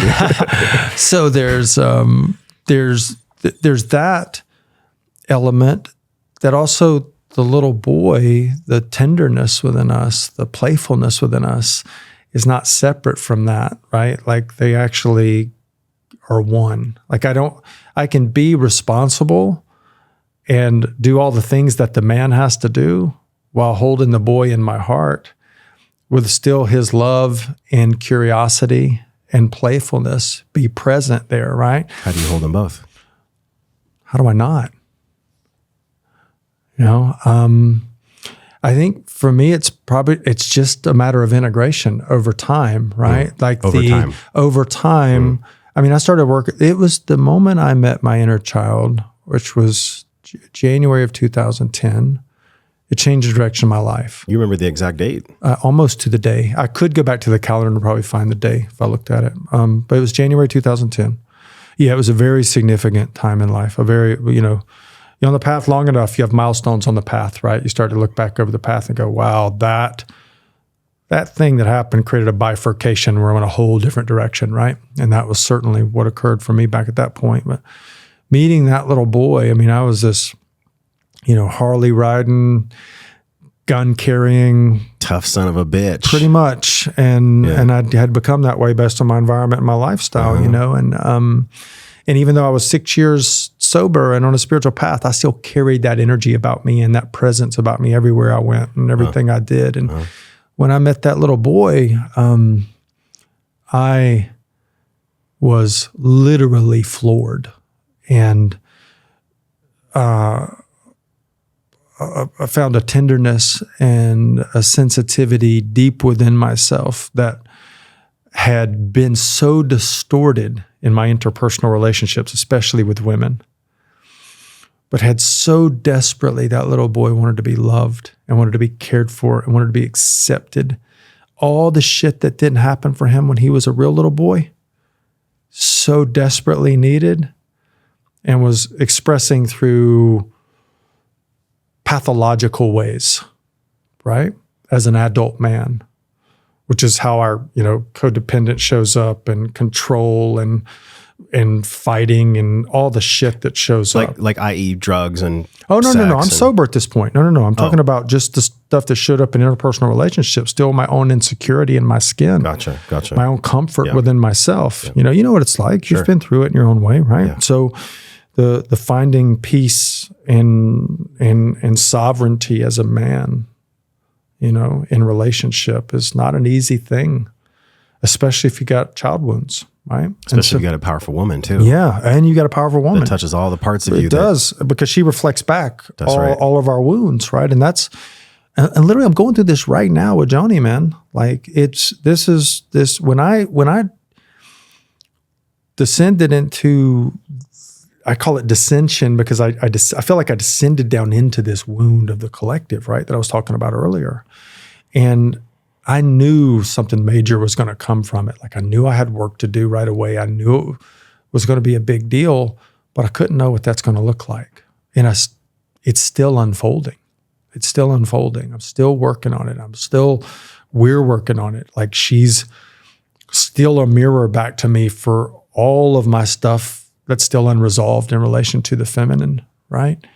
And so the meeting of that little boy that I had way back in 2010 in January would then, it just would change the direction of my life, because Mark, my teacher, would die right after that. Then Munishwarji would come into my life, and then I would take a formal, student-disciple relation or teacher-disciple relationship, and I would follow that path for many years, working with him closely and other teachers. And so, but in the working with him, because our path truly was, and our lineage was an integral path. It was, he even said before I took initiation, he said, you understand I don't have all the answers, and that there is an optimal path for you to awakening and enlightenment that is tailored for you between you and God, and I'll help you to figure out what that is. He gave you a warning. Yeah, and he said, he also said, but if you're going to do this, if you're going to make this commitment, then you got to be willing to go where I tell you to go, because I don't have all the answers, and other teachers are out there for you. Yeah. And I said, I'm in. I'm in.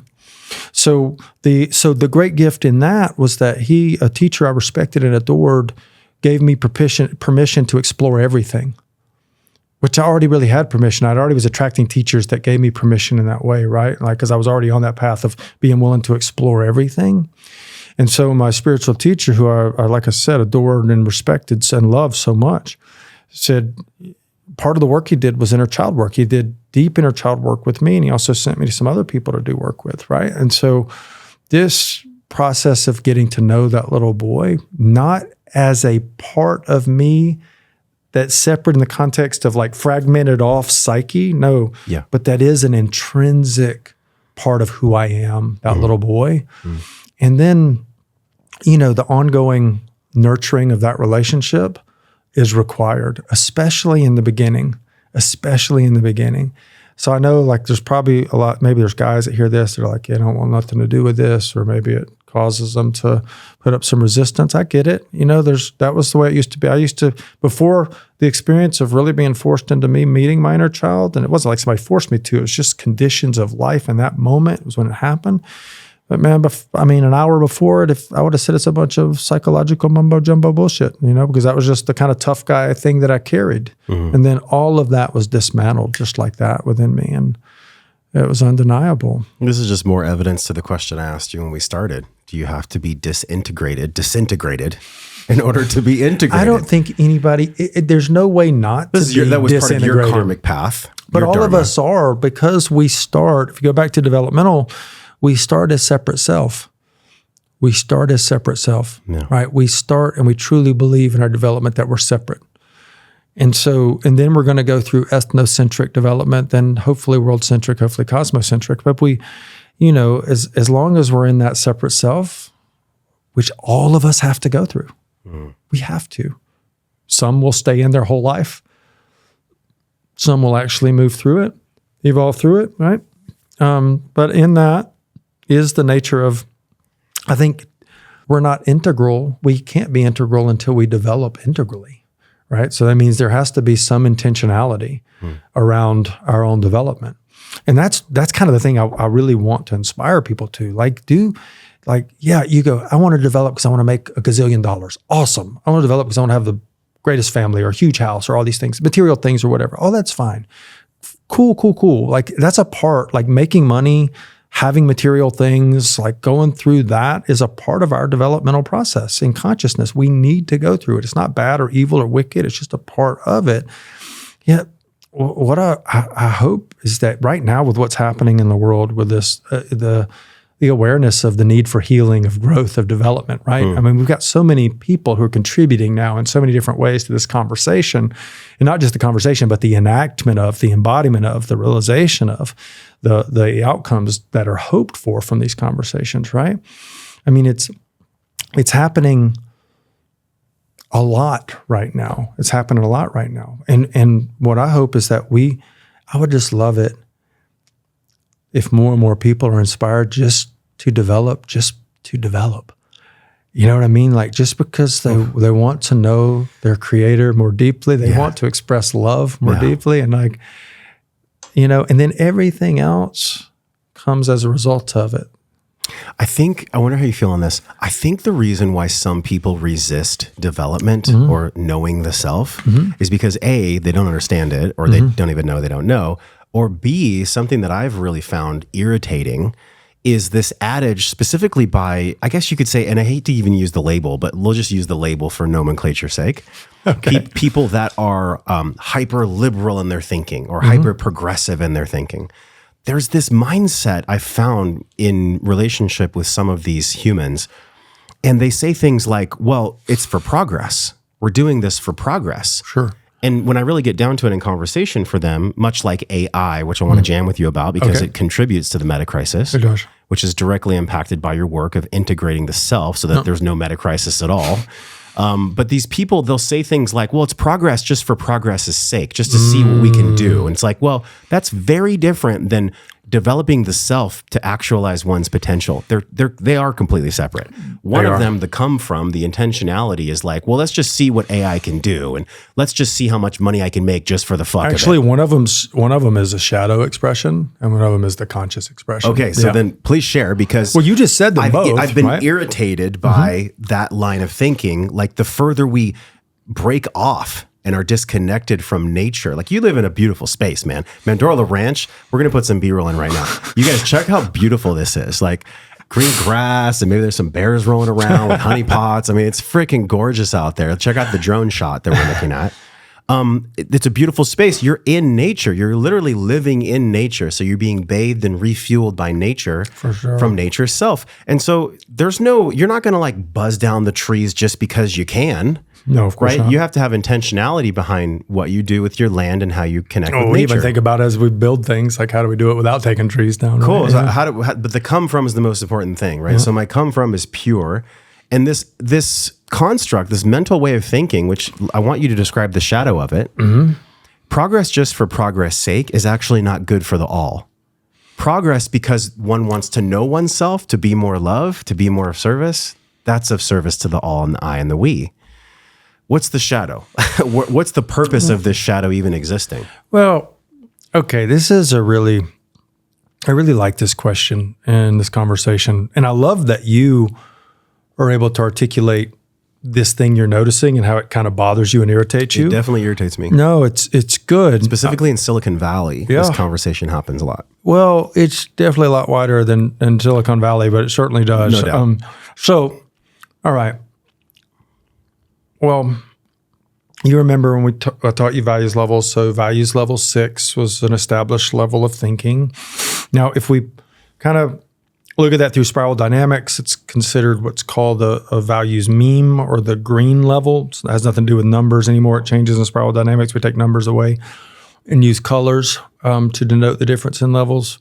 So how that morphed into integral theory and from a moral developmental level is actually called, you're speaking about where the majority of the conversations you're having and the majority of people in our kind of conscious culture right now are more in this type of thinking. Do you follow me? You tracking with me? Which is what would be called pluralistic relativism. So now remember paradoxes, right?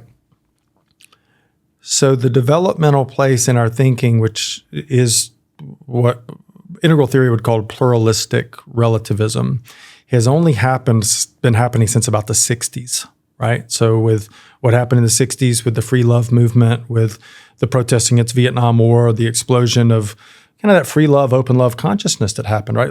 That was a really big deal that time. Massive shift happening from a consciousness perspective, from a values perspective.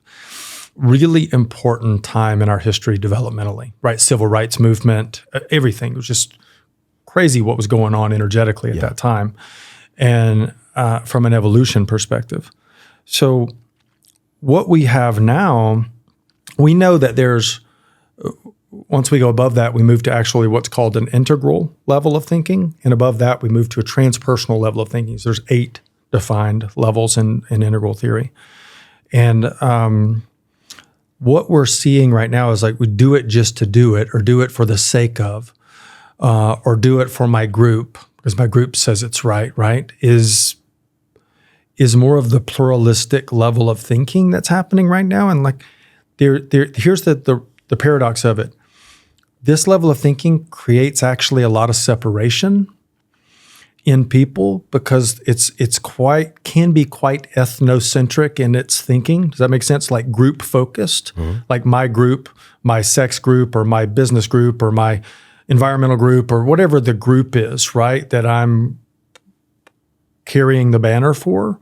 Very care about the group very much and its values and its wants, but also can be very separate from everyone else. Does that make sense? Okay, so this is one aspect of it, which is where the shadow kind of comes from. But there's also the other aspect of it when you look at it from a higher level, from a developmental perspective, that now we have approximately 20% of the population of the planet, which is about 1.6 billion people, that actually are thinking at this level now. Now, it's a level that creates an integral theory, what's called flatland, which is kind of what you're describing. And in flatland, all hierarchies get flattened. It's egalitarian, you know what I mean? Like everybody's the same, all consciousness is the same. And that's problematic. That's problematic because in that type of thinking, what happens is one says that all consciousness is of the same value. So the consciousness of the goldfish in the bowl is the same value as the consciousness of a human. And I couldn't disagree more. Yeah. Do you follow me? Same. Because the human can contribute so much more than the goldfish can. I remember it was actually in the very first chapter of A Theory of Everything. I've been listening to it. Oh, you have? Yeah, and he talks about this. Yes, he does. Literally, to say that one and all are exactly the same and the value of the consciousness expressed by each piece is the same would actually implode the whole system. It doesn't work that way. Yeah, and there's a huge part of the system that's trying to say that right now. That's the thing with pluralistic relativism, right? Is this egalitarian perspective that creates this thing called flatland, that everybody exists on flatland, and that there's no holarchy, not hierarchy, but no natural, let's call it holarchy, naturally occurring hierarchy, right? That's there. And this naturally occurring hierarchy, basically in a holarchy transcends and includes everything at the level below it, right? So for example, I'll give you an example of a holarchy. A letter is a part of a sentence, right? A sentence transcends and includes a letter. A letter can exist in and of itself on its own, but a sentence can't exist without letters, right? Or a word can't exist without letters. So you got letter to word, word to sentence, sentence to paragraph. Does that make sense? So it's a nested holarchy. So each thing below is included in the thing above it, right? Okay, so consciousness develops the same way. If we look at the stages of consciousness development from a structural perspective, if we look at it like in spiral dynamics or kind of the great wave or nest of being, we look at our most primitive starting place in consciousness, and then each level beyond it, as we develop, transcends and includes that which is before it. So this pluralistic flatland, because of how separate many people have created themselves, this is part of the meta crisis, right? That there's no hierarchy. All hierarchy is oppressive. All hierarchy is repressive. Yeah. Therefore, no one can be at a different level than anyone else. This is tragic. This is tragic thinking. One of the examples of this is actually what was done with Mao when communism started in China. He would actually eradicate gender differences. Yep. So put everybody with the same clothing. Genderless society. Yep. Everybody wore exactly the same uniforms. Yep. You Creates couldn't this distinguish between flatland. boys and girls. Yep. There's no such thing, and we see it in America now. Look, we don't have to get deep in the weeds on that. Y'all already know how I feel at this point. But it's an example of the meta crisis.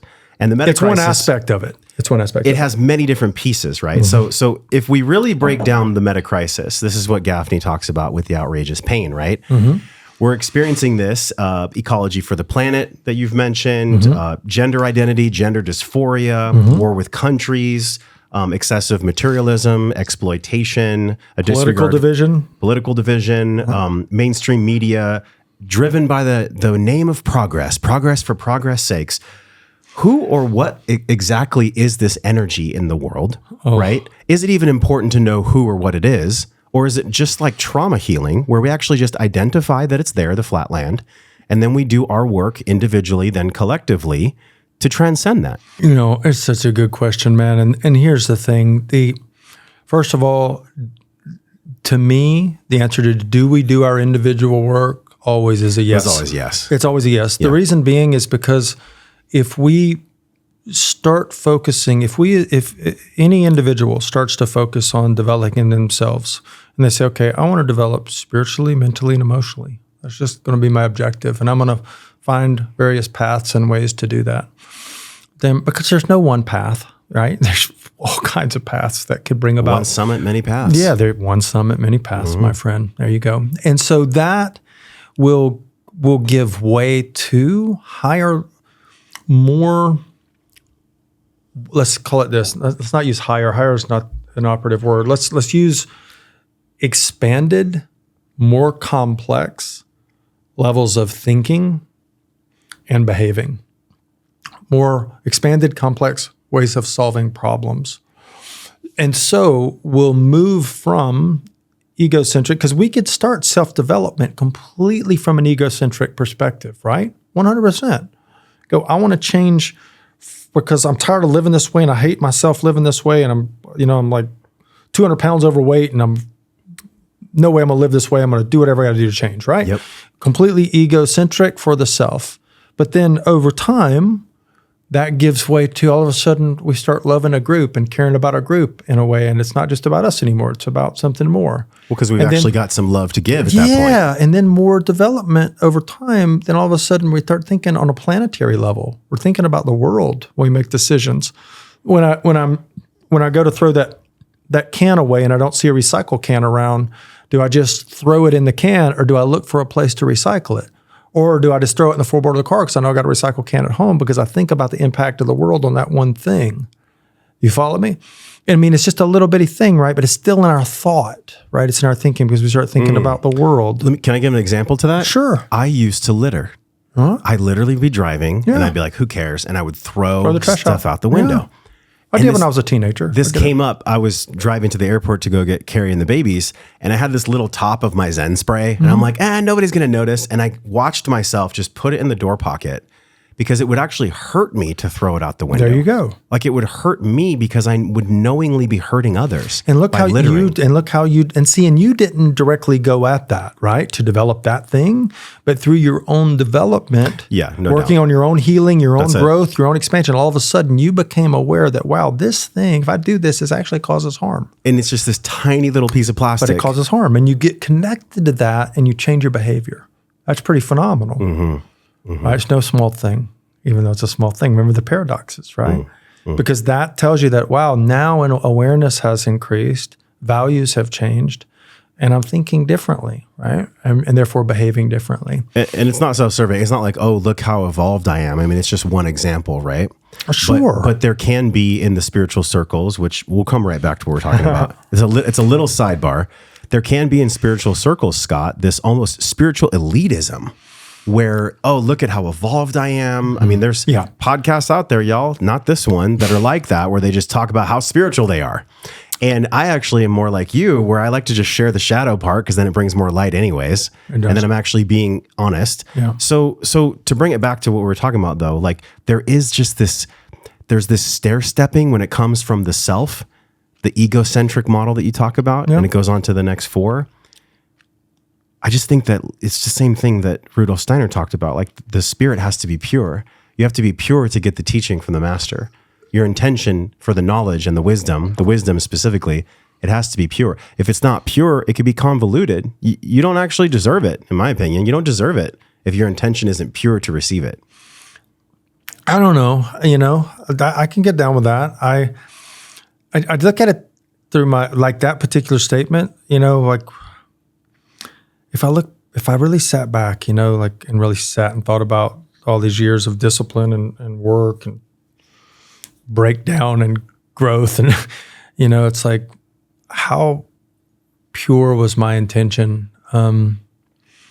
It's probably unanswerable. I mean, I can think at times I've been so deeply surrendered to the process that it's like the surrender creates the experience of like a hollow bone. You know what I mean by hollow bone? So, what's hollow bone? It's a metaphor for being lived by spirit. When I'm a hollow bone, spirit flows through, right? Flows through cleanly without refraction. And there are times when I think I've experienced purity like that, or whatever that may be. But then you take the understanding I have of how our minds work and how we delete, distort, and generalize information as it comes through, what is purity and how pure can one be if one always has shadow? You know, so it's one of those things that it's a philosophical conversation that really has no definitive answer, I think. I would assume if you had Lady Liberty and you had purity on one side and shadow on the other, as long as the purity outweighs the shadow, even in the byproduct of the shadow being there, that it's more pure, not more good, just more pure. To come from. You know, I think for me, it's more like my desire. There's a prayer by Thomas Merton that is so, so beautiful. I'll paraphrase it, but we've got it framed. It's hanging in the library in Mandorla, where he basically says, God, I don't know if I'm doing your will, and I don't even know if I'm doing it well, but I believe that my desire to do your will, to truly do your will, pleases you, even if I fuck it all up. You know, that to me is the thing, right? Like, it's more of my desire. See, I think if all of reality is love and all of reality is a love story, the nature of that reality is desire. And when I've sat and thought about this, like really contemplated this, and I've looked back through all of the distorted expressions of how I've wanted to get love in my life, how I've tried to get love, how I've even caused pain in my attempt to be loved, desire was present in all of it. Desire was present in all of it, right? And that level of distortion to clarity or more clear has happened over time, And So then and one last thing, So that desire has been pure enough the heart such that it's almost like I make a connection to what you're calling purity, because that desire enables the teachings to come in. You follow me? And it makes me receptive, because there's that, there's a humility in it. Sure. Yeah. Sure. So the question is, what's the difference then on a somatic level of desire versus craving? How do you know which one is which? Well, I would say this is a really great question. I'm going to tell you the very first thing that comes up. Craving is obsessive. Desire's not. Craving becomes obsessive of the mind. Do you follow me? So it loops. Yeah, it becomes an obsession. Craving, to me, now this is my take. Nobody has to agree with it, but it's distinctly different, because craving is the mind gets involved with obsessive thinking about the thing, and that becomes pathological. Yeah, no, so good. That becomes pathological. Yeah. Yeah, that feels true. Yeah. That feels true, because anybody that knows has had any addictive behavior at all. It's like, even with the phone, like people craving their phone. Yep. I've had to catch myself. I wake up and I'm like, don't check your phone, dude. Good for you. Good for you. That shit's real. We're being trained, Scott. No, I get it, man. That's why I'm really in the flatland. On the other side of the pendulum, man. In the flatland, dude. Yeah. We're in the flatland. Yeah. Okay. Okay. I'll speak for myself. At times, Josh Trent finds himself in the flatland. Other times, I'm in a different place. But, when we look at this, I guess we've been talking so much about spirals and growing the self. Look at the whole self. The whole self. It's in my logo. So this is on the screen too. The upside down triangle is water. That's the feminine that I've had so much pain and just discomfort with. And I think that might even be a wound that we've shared in different and unique ways. Yeah. Just understanding first what the feminine is. How do I love it? How do I respect it? The pentagon with the physical, mental, emotional, spiritual, financial mastery that I'm learning here. And then the circle. That's our logo. The circle is wholeness, completeness. And we had a call and you said, how do we choose to develop ourselves? But more importantly, how do we develop our whole self? And that hit. I'm like, yeah, that's actually, who cares about developing the self just for the sake of it? There you go. How do I feel wholeness? Because from that wholeness gives me the capacity to give outrageous love. There you go. Like you're talking about, like Gaffney talks about. How do we make sense of that, dude? And how did you come on to that? I mean, when did that come through for you? Because it's very different healing the self, acknowledging the self and growing the self, but actually like making the self circular and whole. That first hit me about 8 years ago, man. This realization. It was when I got introduced to, I had been my teacher, Munishwarji, had spent a lot of time with me around intentional use of language, like just in the way he spoke and the way he presenced himself and the way he taught and things he taught me, language became really important.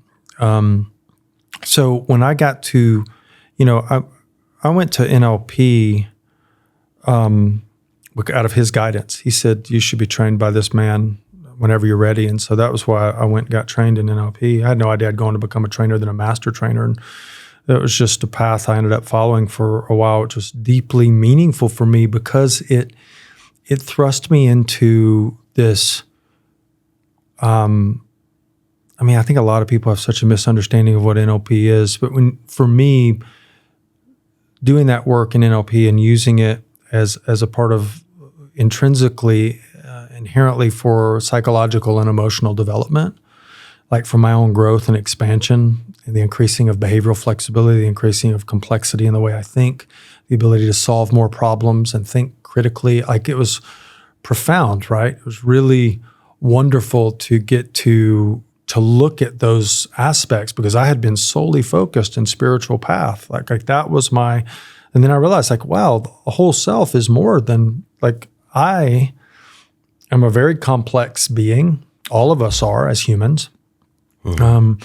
We have neofrontal cortexes. We do create ego. And, like there's so much to a human being that doesn't exist anywhere else in nature.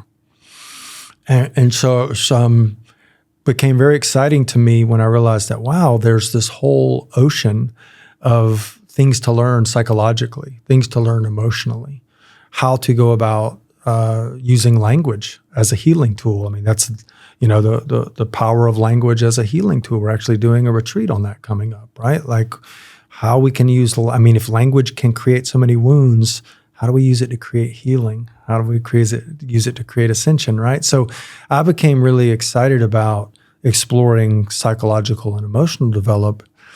The thing that ended up limiting me personally was that inside the label of NLP and under board certifications, it was like not okay to talk about spiritual development because it wasn't technically traditional NLP.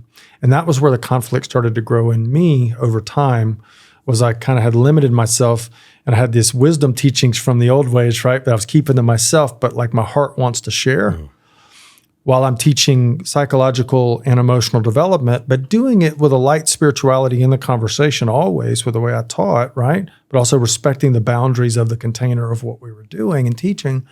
So there became a kind of a conflict with me in that because I realized that what I was doing was whole self-development. What I was doing and exploring was my own path to integral development, right? And so that kind of gave way to this as what's unfolded over the past year, as we've dissolved the NLP training business and now have launched Mandorla Integral Wisdom and are launching One Summit Many Paths and are doing the things we're doing to have a different conversation and also different, more expanded integral courses of action to produce whole self-development for the human being. And that's part of what our contribution is to be, right? Is developing, where it's developed, but sharing and teaching and growing with individuals that want to try and experience the path to integral development that we're laying out. So then what is the whole self exactly? Well, on the individual level, like if we're to put it into the individual level, in the context of this conversation, I would say it is the whole of our consciousness and our spiritual body, our mental body, our emotional body, and our physical body that comprise the whole self of Josh Trent and this unique expression of yourself, your unique self-expression in this life, the unique self-expression of Scott Jackson in this life, of Joni Dillon in this life, of Mike Dillard in this life. You know what I mean? Like the unique expression of who we are, whole, integrated expressions of love. You could also describe it as a unique point of consciousness. Sure. Experiencing itself. There you could. One could. One could. One could, couldn't they? So then if there's two schools of thought. Actually, there's probably many more than two, but maybe a couple schools of thought would be that it's predestined. This is our dharmic path. We also have a spiritual credit card that karma is paid out upon. So there's no logic for us to figure out why things occur exactly, or, why is this happening to me? And well, there's some ancient teachings that speak to it, sure, but you got to study them and to see if you believe them or not. Do they resonate with you or sure, not? do they resonate? So I'm pulling the e-brake because I go back on this concept of whole self. Like, in order to be whole, there has to be a remembrance of who you are, but then there also has to be an inventory and a peace with who you are as well. Well, let me tell you this. I do have an assumption that I've based my life on for probably 15 years or so, is that this assumption that we are whole and complete. Already right now. Already whole and complete. Yeah. And so if we believe we come from spirit, then we come from true self. We come from all that is, right? Yet we come into the human form, and the comedy is we have to start at stage one. And we forget that we're really just the whole, right? We forget that. Mm-hmm. That's separate self. And then life is, especially, I've heard different teachers say this. One may live their whole life, and it may be right at the moment of death that they know the truth, but they'll know the truth right at that moment, which is that we are all that is and not separate. Fortunately for us, we're doing a lot of work much earlier than that, such that we have these experiences earlier than waiting till the moment of death, right? The moment of leaving the physical body, to have experiences of wholeness, of oneness, of connectedness, to all samadhi, experiences. So it's kind of, the comedy is life is the experience of remembering who we are, right? Remembering who we are. And so all this work we do is to detangle, demesh, untangle, heal, not only the stuff that's created in this lifetime, which is, there's three types of karma. One of the karmas is the karma of this lifetime. Another type of karma is the karma of past lives.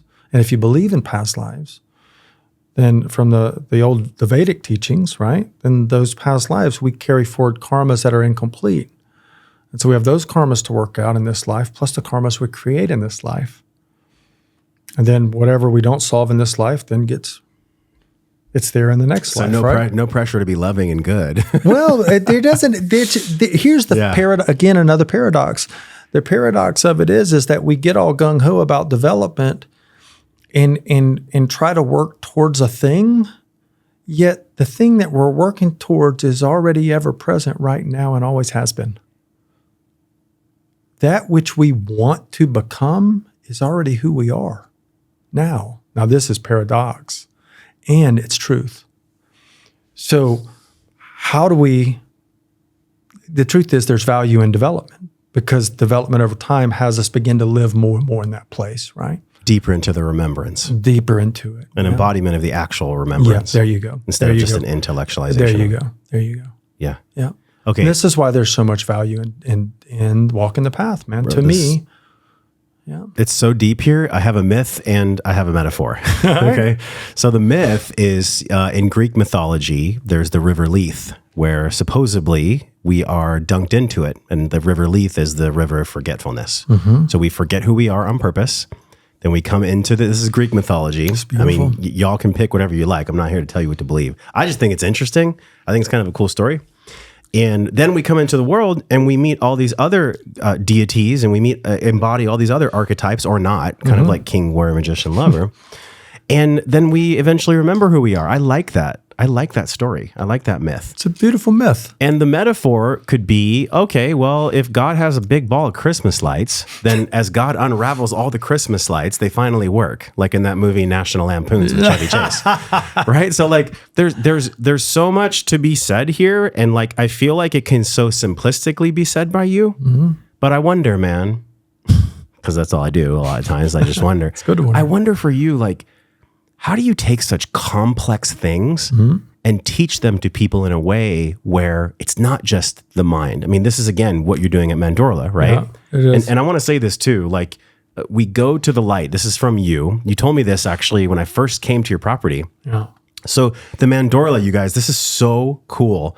The Mandorla was actually said to be on the Ark of the Covenant. It was. So it is literally and figuratively, it is this symbol, and it's on the screen right now, the symbol of the Mandorla. And you had said something that really stuck to me. You said, we go to the light, the Mandorla, the contemplative space for sanctuary. We are also called to be this for each other. But again, we need the balance of we need the balance of together and alone, being and doing. The sanctuary is that space in between where we can hold this tension in peace. Yeah. And I really love that, because if it's good enough for the Ark of the Covenant, I guess it's good enough for your ranch, right? So tell people. The cool thing is it's a place that exists within all of us. Yes. It's a place we all can abide in. I know there's not enough time because we've already been rocking for like 2.5 hours. We've been going that long. Yes, seriously. we have, but it's been amazing. You and I lose time, man. Yeah, it's been amazing and fun. Yeah, well, as I said when you came in, time is a construct. Yeah. So one thing I've loved in actually going to Mandorla a couple times now has just been the tranquility of the space. Yeah. And I know the owners were into a lot of things that were similar yet different than you. And there just already was this kind of healing energy there that you stepped into. Yeah. And we don't have time to go into the whole story of how you got the property and you were going on a healing journey and you met the woman who was there, and then you just get enough money raised to get the property. I mean, it's just wild how these breadcrumbs connect. But if you had to describe the kind of men and women across the world that go to Mandorla and what they actually receive from Mandorla, I think that quote that I read surmises it all, or at least starts to. Mm-hmm. Who are these people, man? Who are these people? Who are the men and women that are being attracted and magnetized to Mandorla and the integral wisdom, essentially? Well,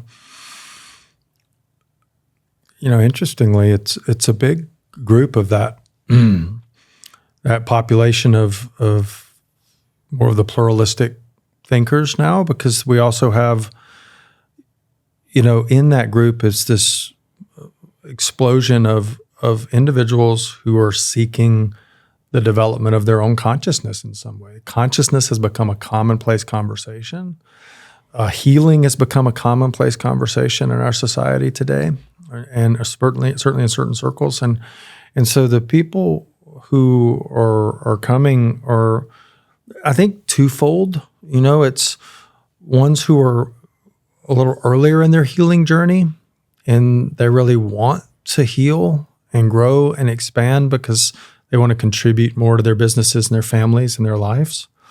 And the other is more people who have maybe created some success for themselves already and maybe been at it for a while and starting to see the world in a way. This is when you start seeing the world as in a way of the dire need of the world, and are realizing that bitching about the problems of the world isn't going to solve anything, that we actually need collaboration, we need communication, we need connection, and we need action, right? And to start solving our problems ecologically speaking, culturally speaking, societally speaking. And so it's kind of twofold. The people who really want to develop themselves for greater contribution, and then the people who realize that the time is now to start having new conversation in the world. Do you get what I mean by that? A new conversation, this conversation. That's right. See? That was a huge thunderclap. Huge that just thunderclap. Hit the whole studio when he said that, like at the exact same time. Yeah, because that is, look, man, the importance of knowing how to communicate, the importance of understanding language, the importance of understanding and being able to see and feel what people are going through when we're communicating to them or when they're communicating to us is so crucial to our development, because it's not just for our own sake. Because the more flexibility we have in the way we think and we can understand, and the more empathy and compassion we can have, the more we can work with individuals that are of different values, different beliefs. And man, this is the key, right? Like early on when I started on my path in AA and getting sober, there's a book by a guy named Chuck Chamberlain. He was actually one of the co-founders of AA sponsor.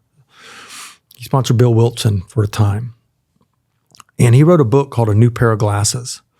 In the very beginning of this book, dude, and I read this book for the first time in like 2004, maybe 2005. But dude, all the way back then, and he wrote this book in like the 60s, right? He said, when he was talking about people in recovery, he said the problem, generally speaking, is conscious separation. And if the problem is conscious separation, then the solution is conscious unity. How fucking simple, conceptually. And he said this all these years ago, right? A guy who was a spiritual teacher and a 12-step, and the very first 12-step fellowship.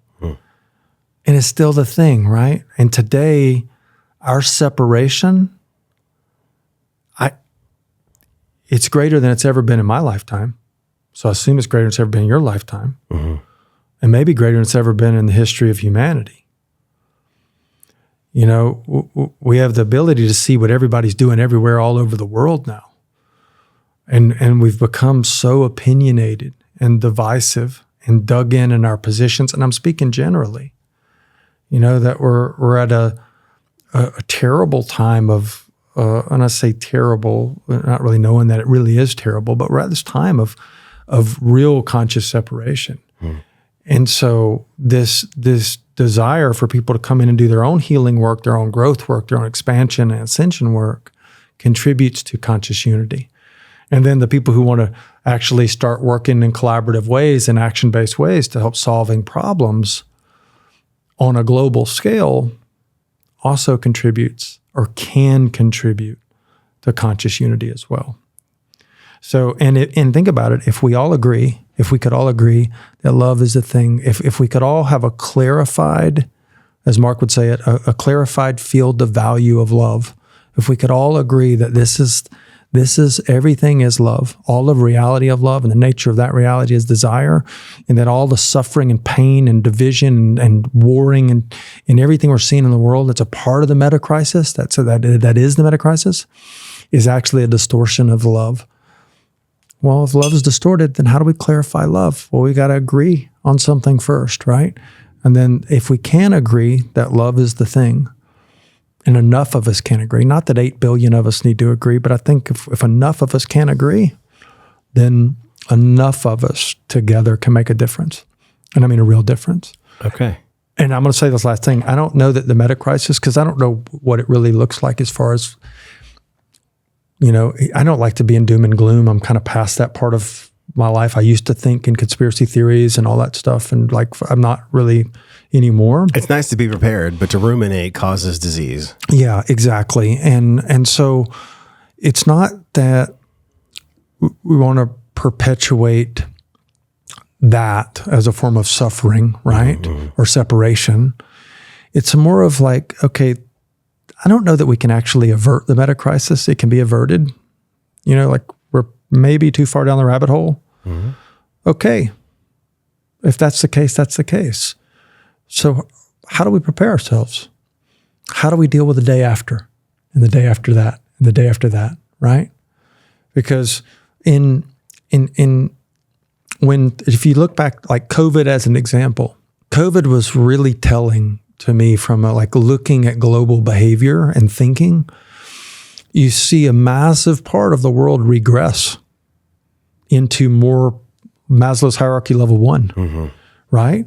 But then you see a smaller percentage of the world actually ascend and create solutions and ways to think and ways to solve and ways to heal and ways to grow through this thing. You follow me? That's pretty amazing. We also saw the bigger number is more of a regression, I think, than there was a progression through thinking. But that told us something. That gave us some evidence of, wow, real crisis, global crisis, we saw how people behaved, right?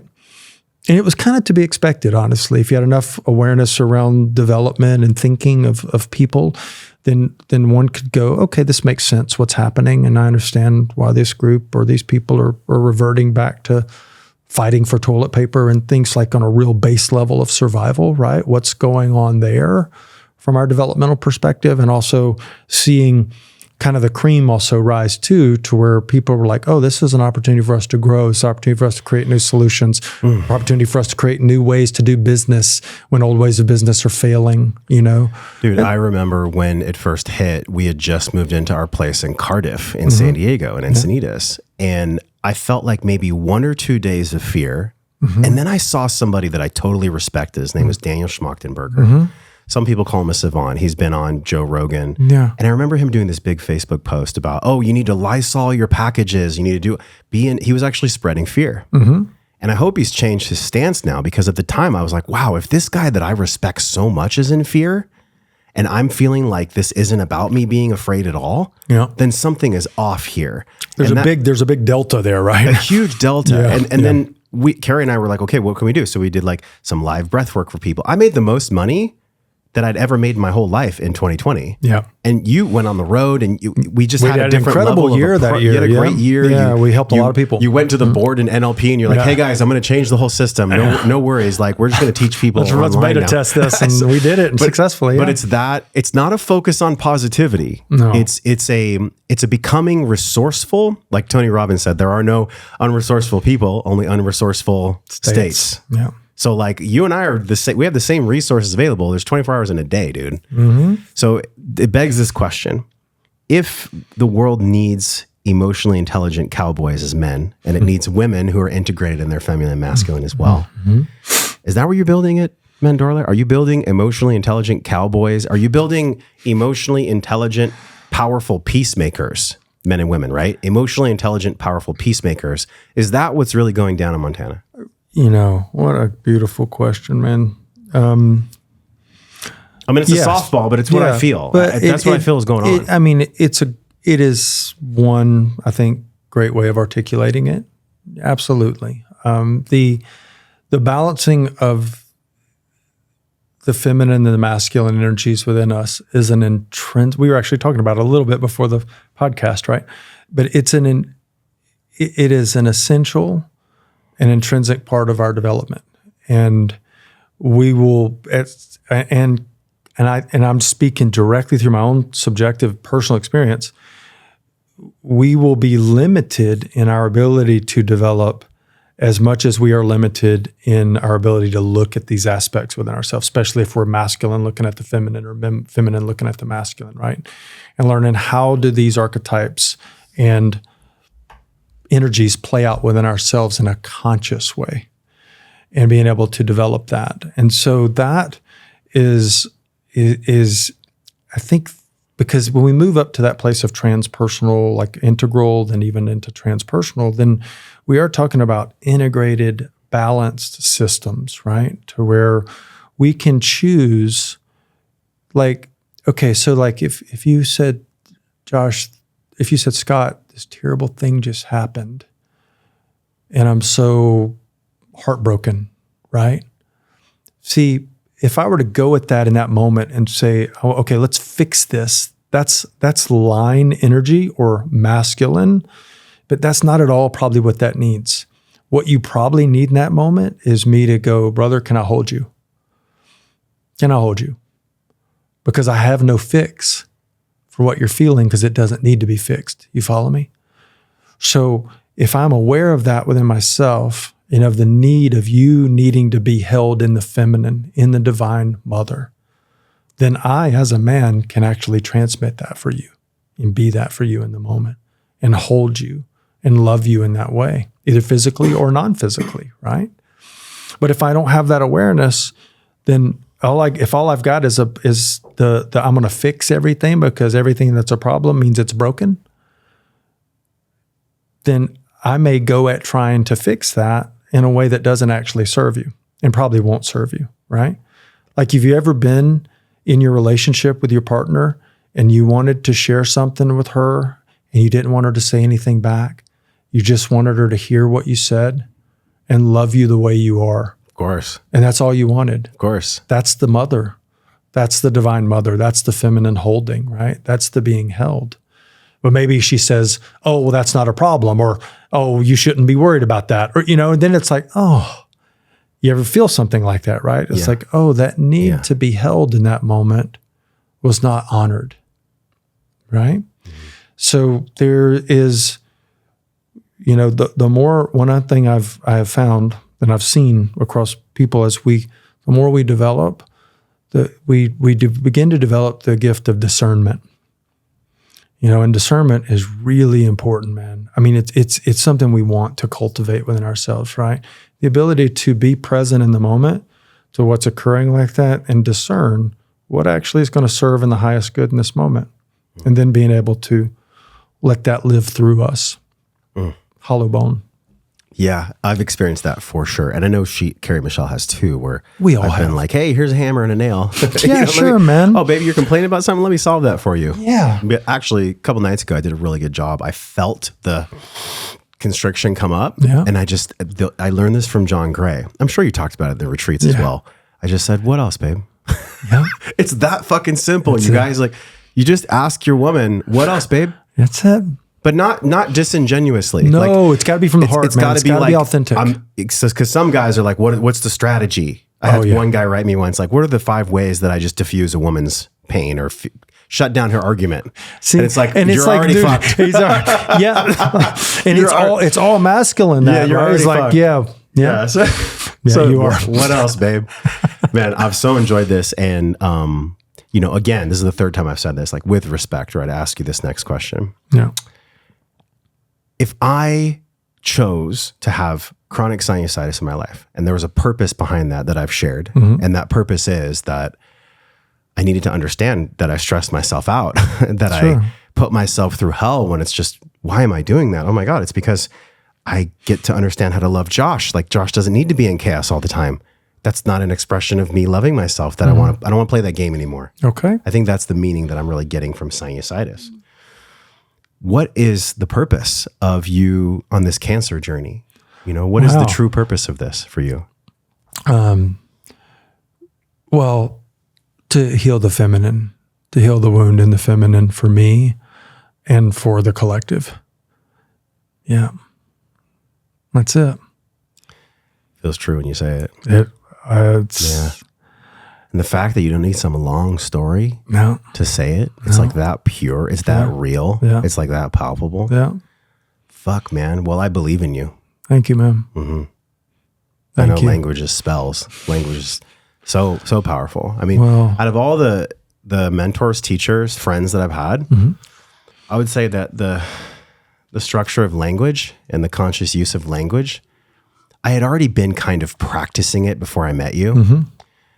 But just the way, even before we recorded, you were like, nice catch on your language. Because I was saying something that actually, the universe doesn't hear no's. Yeah. All the universe hears is, the universe doesn't hear negatives. Yeah. God, I love you. I believe in you. I already see you in the highest vitality. I mean, I've told you this on the phone a bunch of times. You have. But I'm telling you, and I know we all feel you and see you in that, and just thank you for connecting the dots. Thank you for connecting the dots. It's not fucking easy. No. It might be simple in the way you explain it. But conceptually, something can be simple. Doesn't mean it's easy. Yeah, you explained it, but people don't see. That's the tip of the iceberg, right? That you just explained. Yeah. Like, oh yeah, I'm actually here to heal my own and our collective wound of the feminine. Yeah. How fucking simple that might seem. Yeah. But the iceberg under the water is like millennia. Yeah. It's fucking millennia for that to come to fruition. So how do you guess? How do you guess this will play out for you? Oh, I guess I'm not much in the guessing work. I don't think about that much. This being what specifically? The healing journey that you're on. We'll take out the word guess. Well, replace the word guess. Well, what's very interesting, man, is, and this is going to go a different direction, but it is where we're going. So having cancer, being on a 3-year journey with cancer, is I've gone through 2 definitive existential crises. And, we manifested a 30-year dream of mine in the middle of this, being Mandorla, and almost 30 years, 28 years. And just so much beauty and amazingness has happened in the course of the past 3 years. That there are times when I'm like, those existential crises were like, I'm going to die and not get to fulfill my work. I'm going to die and not get to fulfill the next part of my dharmic mission and duty in this life, on this planet. And that was, and I'm going to leave Joni and, and like leave her with all this shit that she needs me to take care of with her, right? Like she needs my help because I do a lot of stuff and can contribute a lot in a lot of ways on the mundane to the complex levels. And so it's like those were part of the crises, and what are the essence of the crises? The fear of that loss. And so what I had to do was I had to go into my attachments.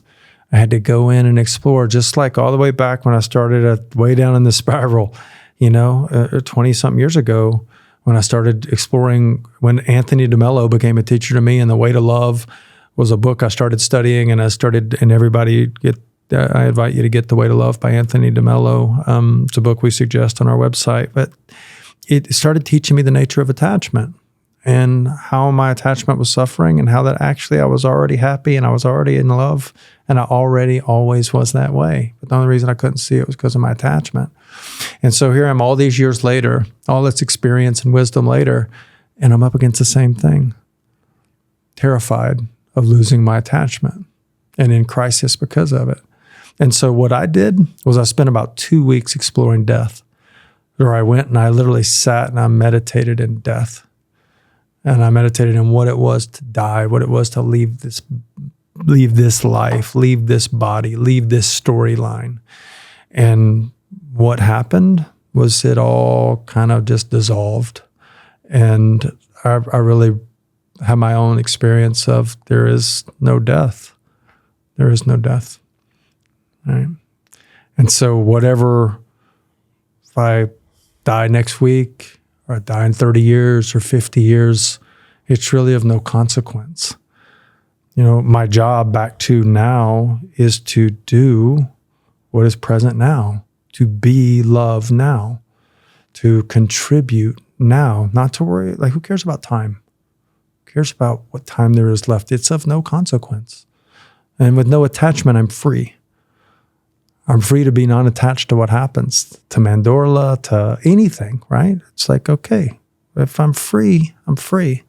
And then what's left? Truth is, what's left is to love. Does that answer your question? It did. Okay. Thank you for sharing, brother. You're welcome, brother. This podcast has been just fucking exceptional. Yeah. And there's so many clips that are going to touch people that we're going to share. But I wonder, like, what's a clip or what's a truth that gets to be said that hasn't yet been said? And I'll frame it also specifically.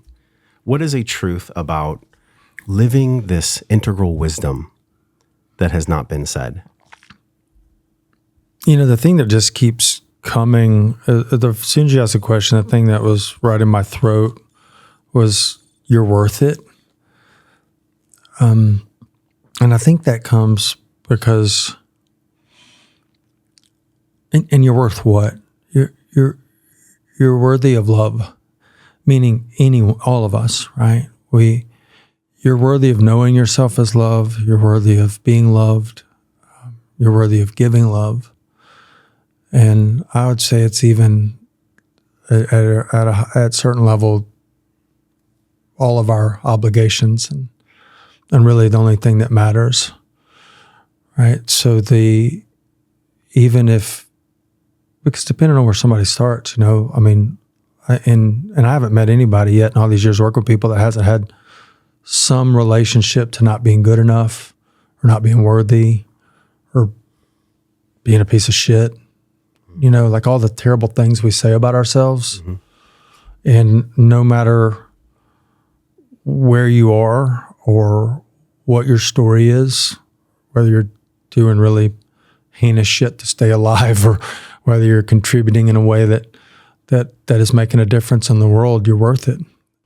the thing about it is that everybody would do the work if it were easy, probably, but it's not.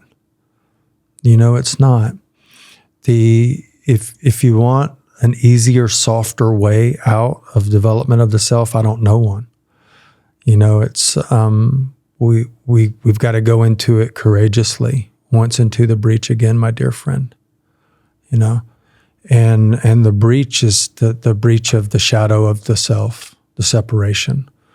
And so you're worthy of the courage it takes to do that and the love that comes from that, of yourself and others.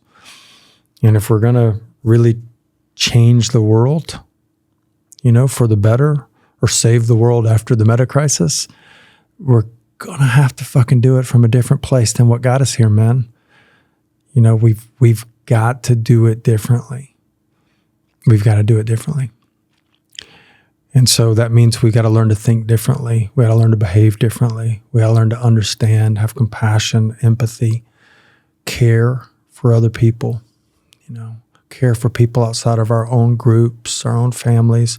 It's all important, but also we got to go beyond ethnocentric care to world-centric care, and hopefully even to cosmocentric care. This is where wisdom. I think this is where wisdom should take us. I know it will. Mm-hmm. There's a part of me that knows it will. Yeah. So let's say, just to play a game, that we're in Cosmocentric right now. Mm-hmm. We're there. Mm-hmm. Look back and describe how we lived well. What is the wellness that we lived in order to be in Cosmocentric? Oh, man. What is that? It's okay. Two major things that are solved in that place is homelessness and starvation. Okay. These are two major things. You take a huge part of the population of this planet, live in poverty, right? And live without education and don't have anything except poverty. So we've somehow, and I hate to use this word, but I don't know how to use it really. This is why we need more people thinking and solving these problems, but we've allocate our resources more and more to helping people rather than strengthening our division between people, right? So the higher, more developed, affluent parts of society have contributed, right, in a way that enables the people who are really suffering at the low levels, who can't get out because of the trap they're in, at least to have a standard quality of life, that cares about the human being, man. This is shit that didn't used to fit in my thinking, but now it does. I can't not see it. You know what I mean? It's like that's a big part of it. And then on the bigger levels, we actually, I think it would look like, this gets tricky, but we can't live anymore as a species on the planet with the separation that we have between borders and values and belief systems and ideals.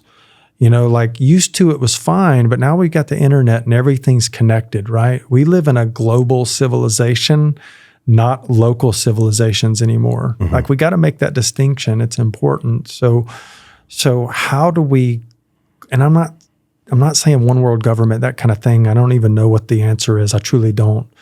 But that we do have a one world system of communicating and solving problems and working together, right?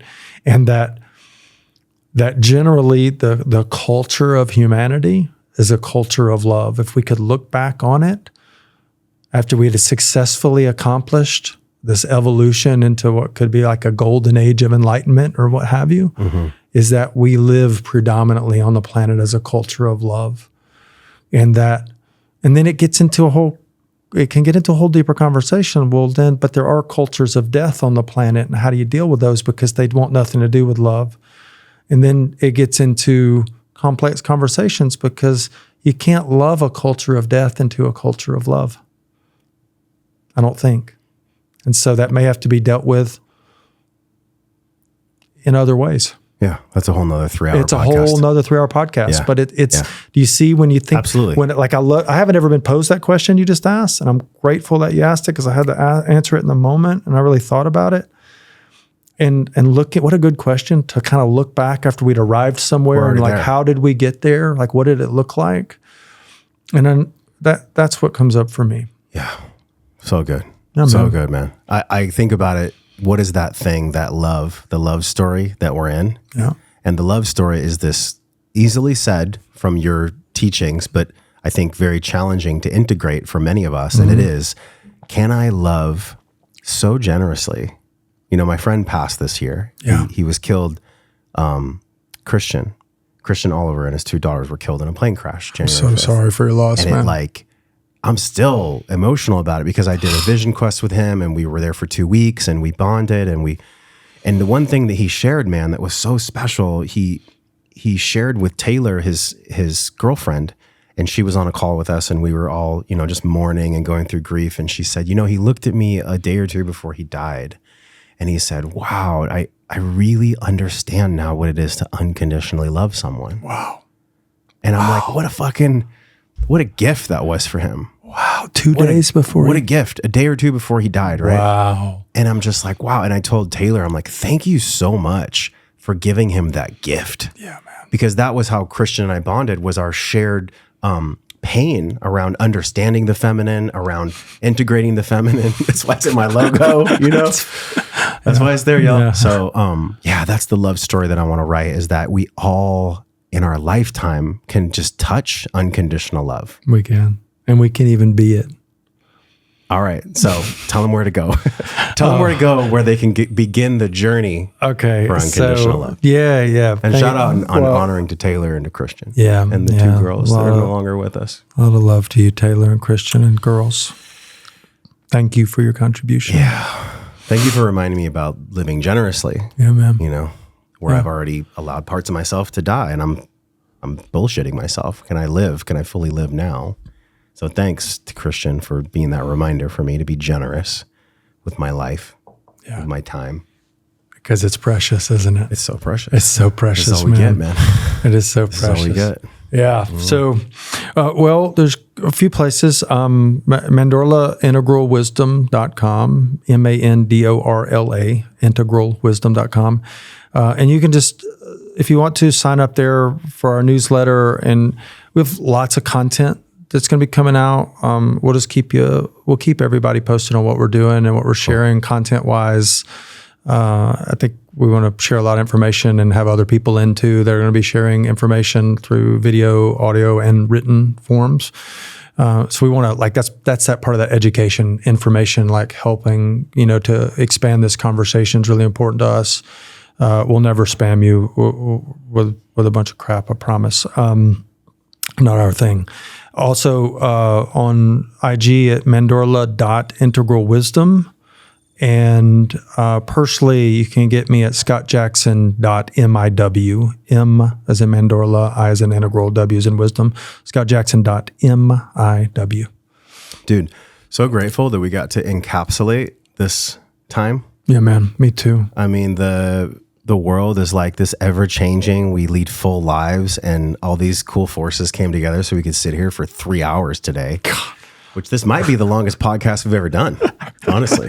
You and Paul Check, man, the biggest podcast we've ever done. Just thank you, man. Thank you for the impact you've made in my life, the positive impact, your friendship, your mentorship, just cool conversations about everything. By the way, you can shoot guns and be spiritual.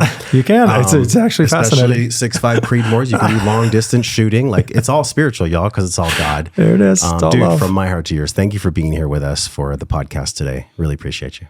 Thank you, Josh. Thank you for your love. Thank you for your commitment to what you're doing in the world and your contribution, man, because you're telling your love story, bro. Let's make it a good one. It is. Okay, from my heart to yours, until Scott and I see you again. I'm sure we'll see him again. We'll see him again. We're both wishing you love and wellness. We'll talk to you soon. Hey, don't go anywhere. Now that you're here, let me say thank you for being a part of this podcast.